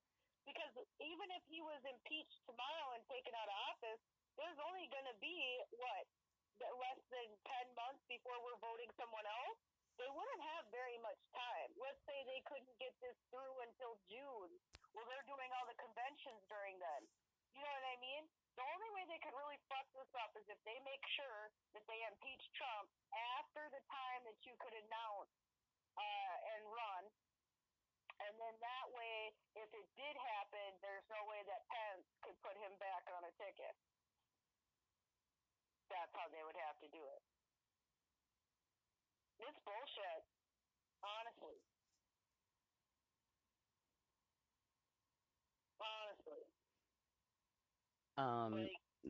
The very absurd way that they're using the justice system to begin with should be shut down. Yeah. It should. Well, yeah, because they're totally manipulating the justice system and making it look horrific. I don't know if impeachment was ever intended to be that way. Nothing is ever intended to be trial and do a trial and collect the evidence during trial. Technically, that's how impeachment works. That's how the articles of impeachment are written. That's how Congress and the groups are supposed to approach the situation. But they're already supposed to know what they're impeaching this man for. That's what I was going to say. At least that. Because when we had the impeachment of Bill Clinton, we knew it was because he had sexual relations in the Oval Office. Right. You have to at least have your fucking itinerary of what the fuck... What an impeachment is an indictment of the president. So it's not to charge the president, but it's to arraign him on charges, right? Is to lay out the evidence. It's like a discovery hearing before you get charged with a crime, right? Right. So it's supposed to be, hey, we have decided that so-and-so has committed a crime, the president of the United States in this case. The president has committed a crime. We're going to show the reasons why we feel that he is not fit to serve as president because he is broken, whatever. Exactly. But that's not what we're seeing right now. What we're seeing is them parading a bunch of people in front of the fucking jury and going, so do you know of anything that the president's done wrong? Now, some of these people in the jury are interesting, though, so I'm going to have to, like I said, go dig deeper into what I have found. But at the same time, why... See, you're supposed to present your case to the jury, okay? Well, when it's such a big case, too, how many witnesses do they have? Right. We don't get to know that. Okay. We don't get to know who they're asking to come testify Mm-hmm. You know what I mean? Because I would like to see a list. Because a list would help you understand what maybe these people could be connected with and why they're there, right?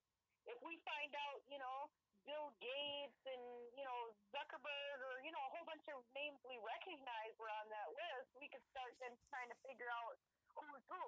But it's interesting how a lot of this is being done in closed doors. A lot of this isn't being even let out. Right. On either side, for or against Trump. And we're only getting these crumbs coming out on either side. So I feel like it's a bigger power struggle. This is like the coup.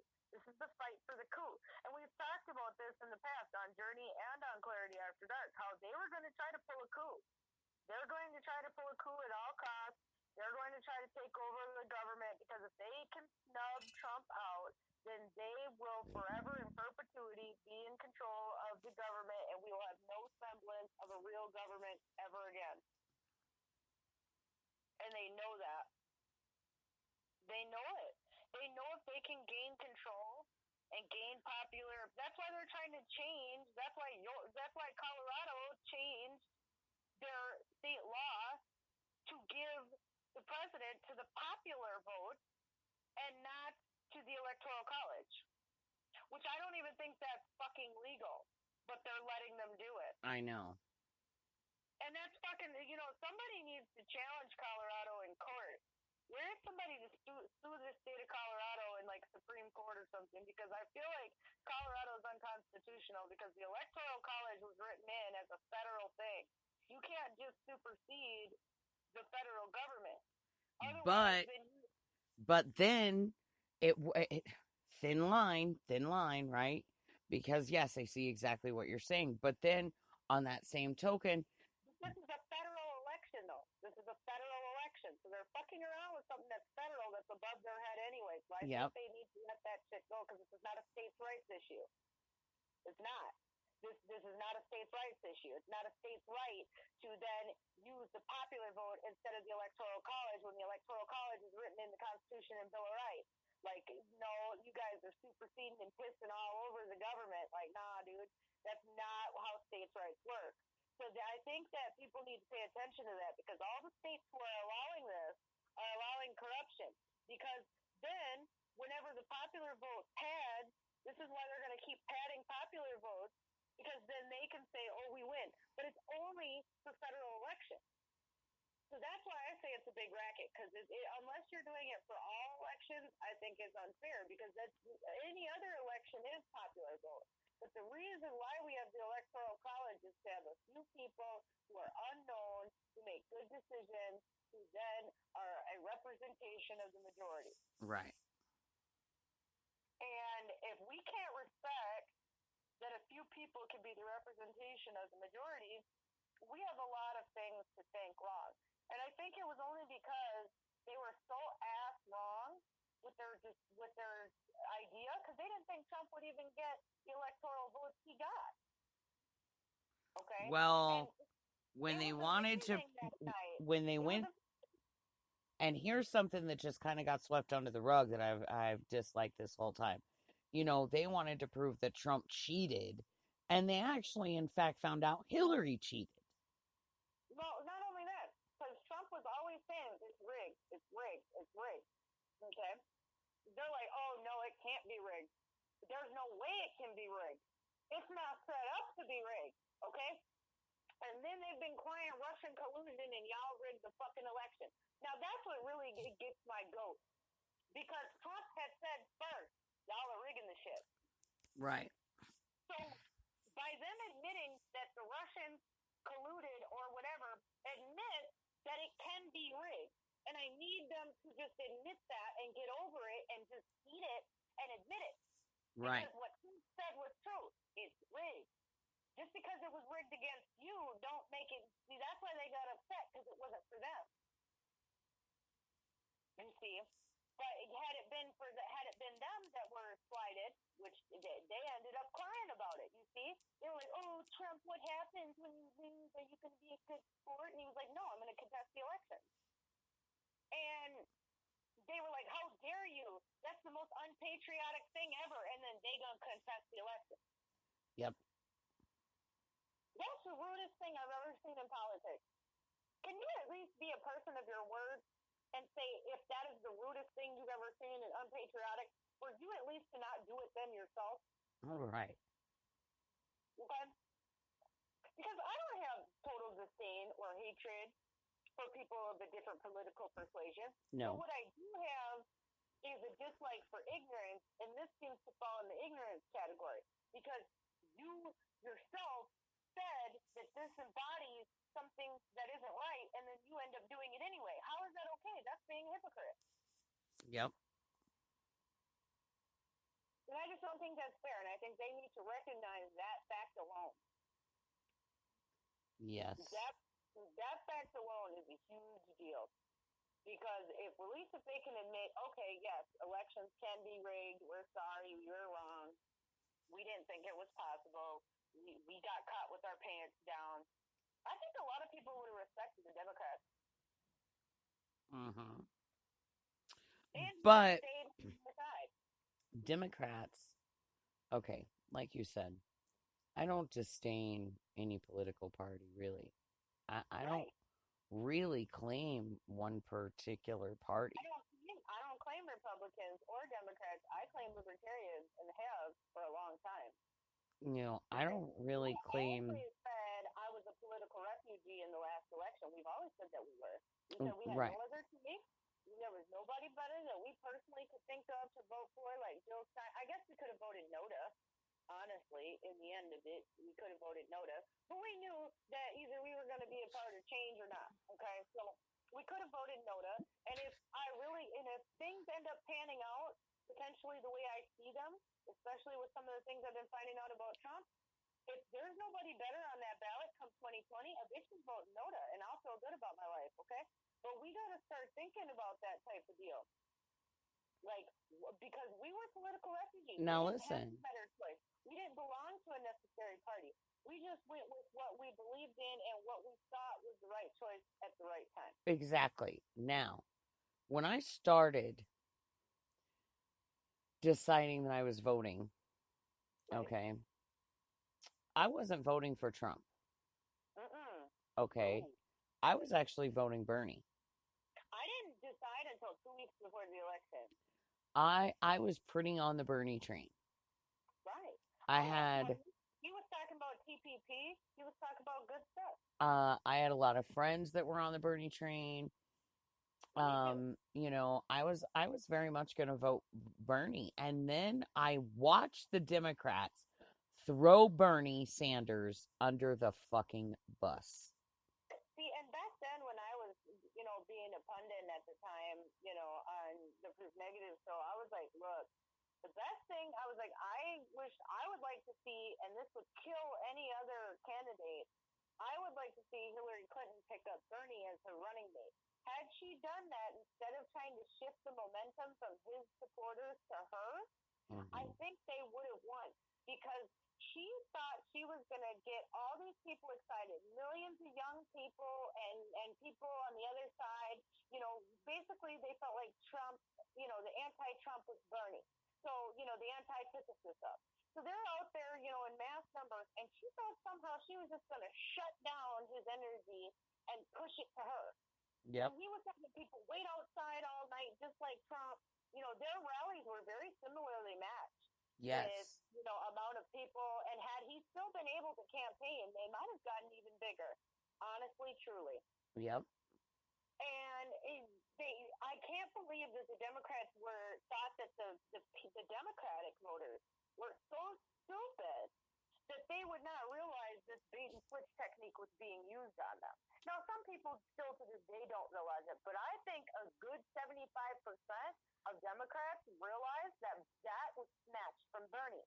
But with the way that the political system is set up and how they get blackmail on you and how they make sure they have that file against you to take you out or to save their ass and throw you under the bus, Bernie Sanders was doomed to fail, because then they went after his wife and the shady bank deals that she was doing and all this money with her companies that she was laundering around with other people. And with the information that we've learned too with Pizza Pedio Epstein Gate.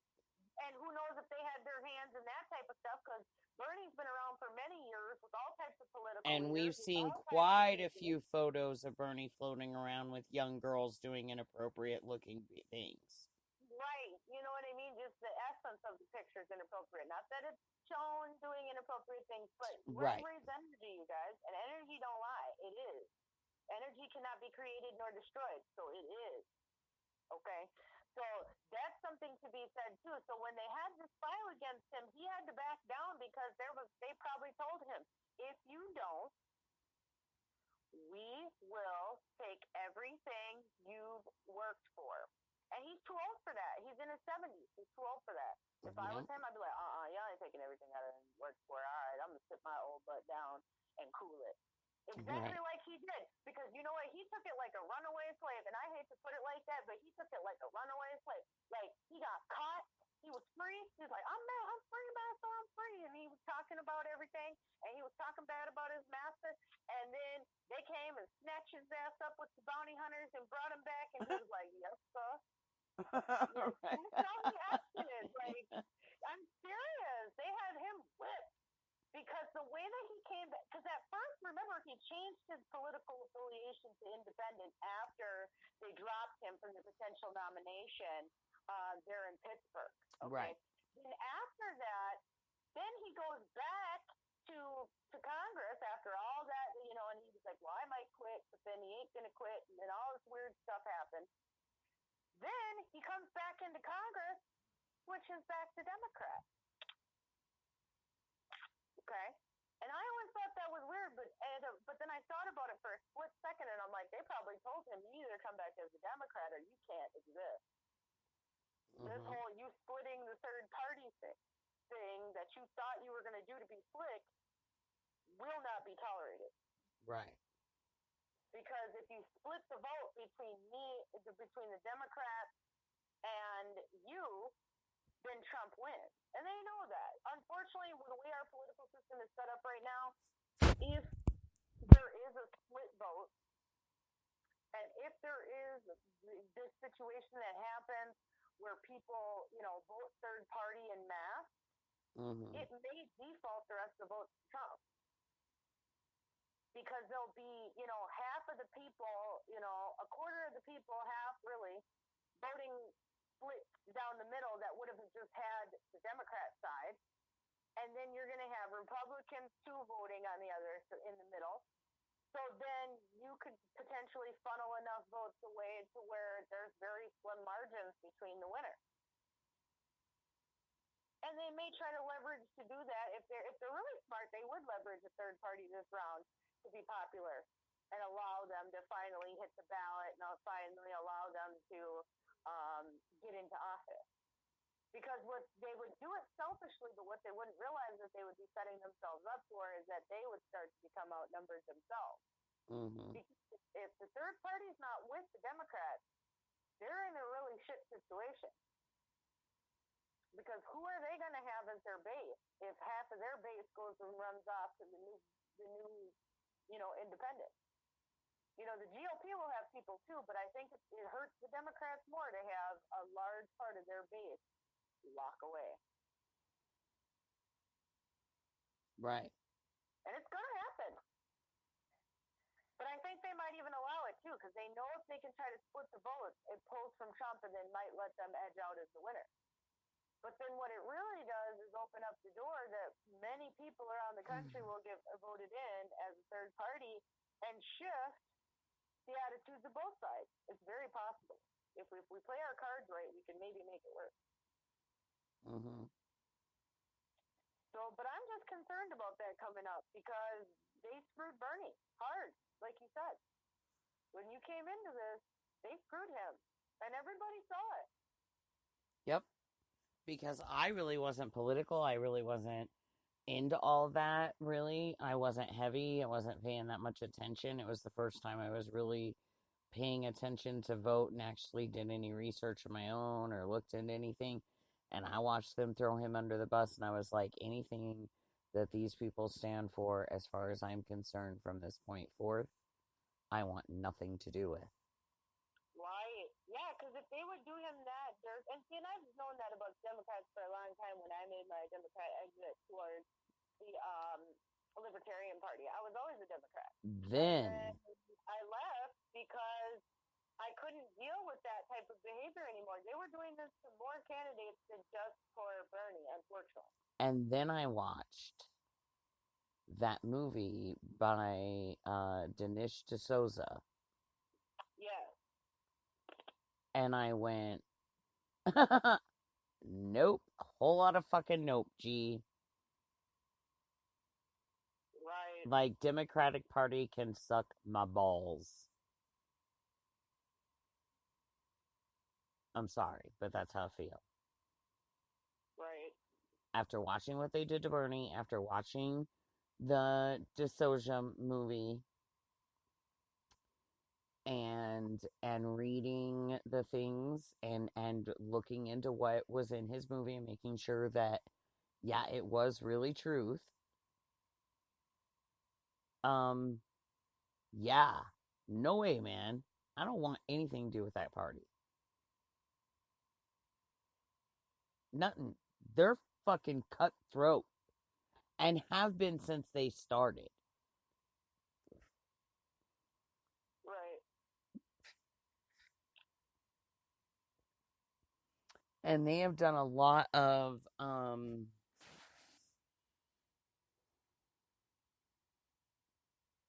revamping of what they've done and hidden a lot of what they've done, and we've forgotten a lot of what they've done. Yep. Yeah, a lot of people, especially two people on the Trump train, have forgotten that both sides have done really sick, heinous crimes. I mean, if you people never watched Fahrenheit 9/11, I know that we demonize Michael Moore now to some degree, but that movie of Fahrenheit 9/11 had so much truth. That wasn't a lie. And Michael Moore's that real big guy, right? Yeah, him. Yeah, don't we have stuff about Michael Moore being tied up with this child trafficking thing too as well? Yep, that may be. That may be. I could, because he's a piece of work. You know what I mean? He's done some, but that movie he did, Fahrenheit 9/11, about the Bush's connections to 9/11 and how it was an inside job, that shit was true. That was true because it was on the, and they allowed that out because it was against the other side at the time. Right. Which was the Republicans. You know, Republicans can always be the demonized group. So it was okay.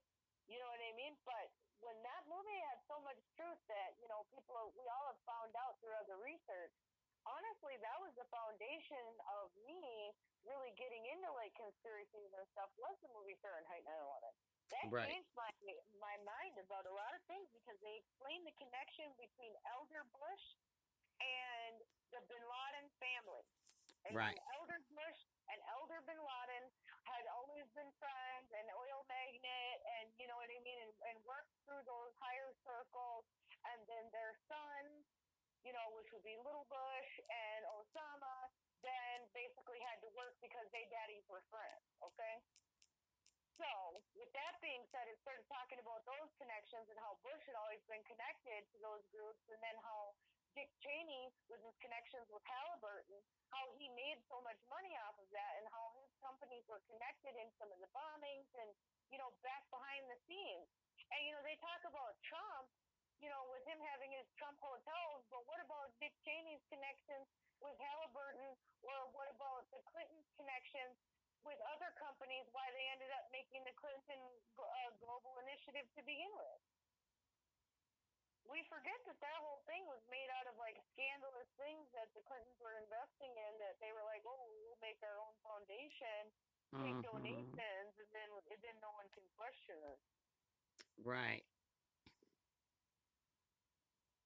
So, you know, just some questionable behavior there. See? Like I said, I just don't like how always it's only allowed for Republican criticism when this is a party-wide, no matter what party, two wings of the same bird situation. That's all. Some's got to give. because either side is literally put a chokehold on free speech, on the way we live. You know, coming up here pretty soon, YouTube. You know, we're basically just about to start our YouTube debut, and this might be the end of YouTube. Of course, we would start something at the beginning of its death. You know, we seem to have that theme. It happened with the first platform we tried to sign up on was like, oh yeah, by the way, we're getting rid of our broadcast feature. Have fun. And then now YouTube basically saying for this COPPA program, if you technically market a video to children, they can fine you $4,200 a video. Wow. $4,200 a video. And it's going to be you personally, not even like the channel. Like, it's going to be like you. Right. So it's like, this is ridiculous. And YouTube was, you know, their big tag thing was, you know, broadcast yourself, blah, blah, blah.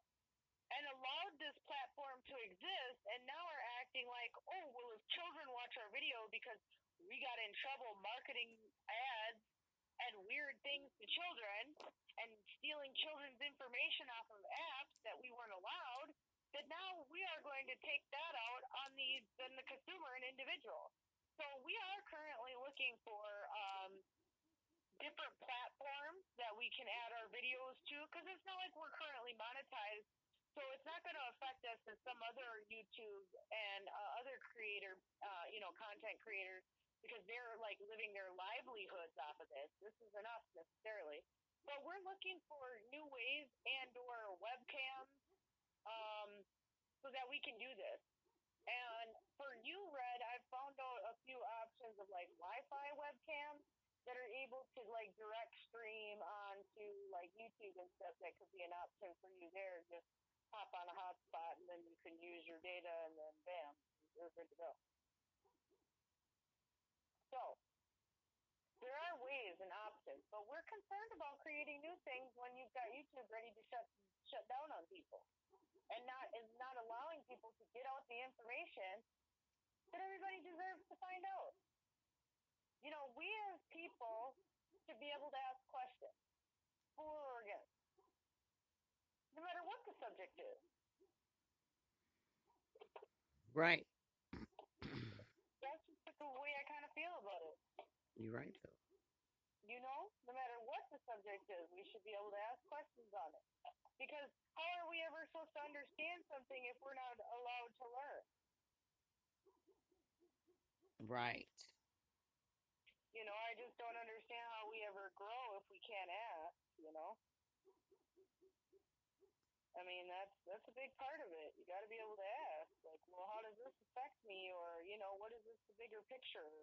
Are we all really upset about it or not? Something's going to have to change, though, in the culture of America, and I hope it's not a disaster that does it. But it might be, because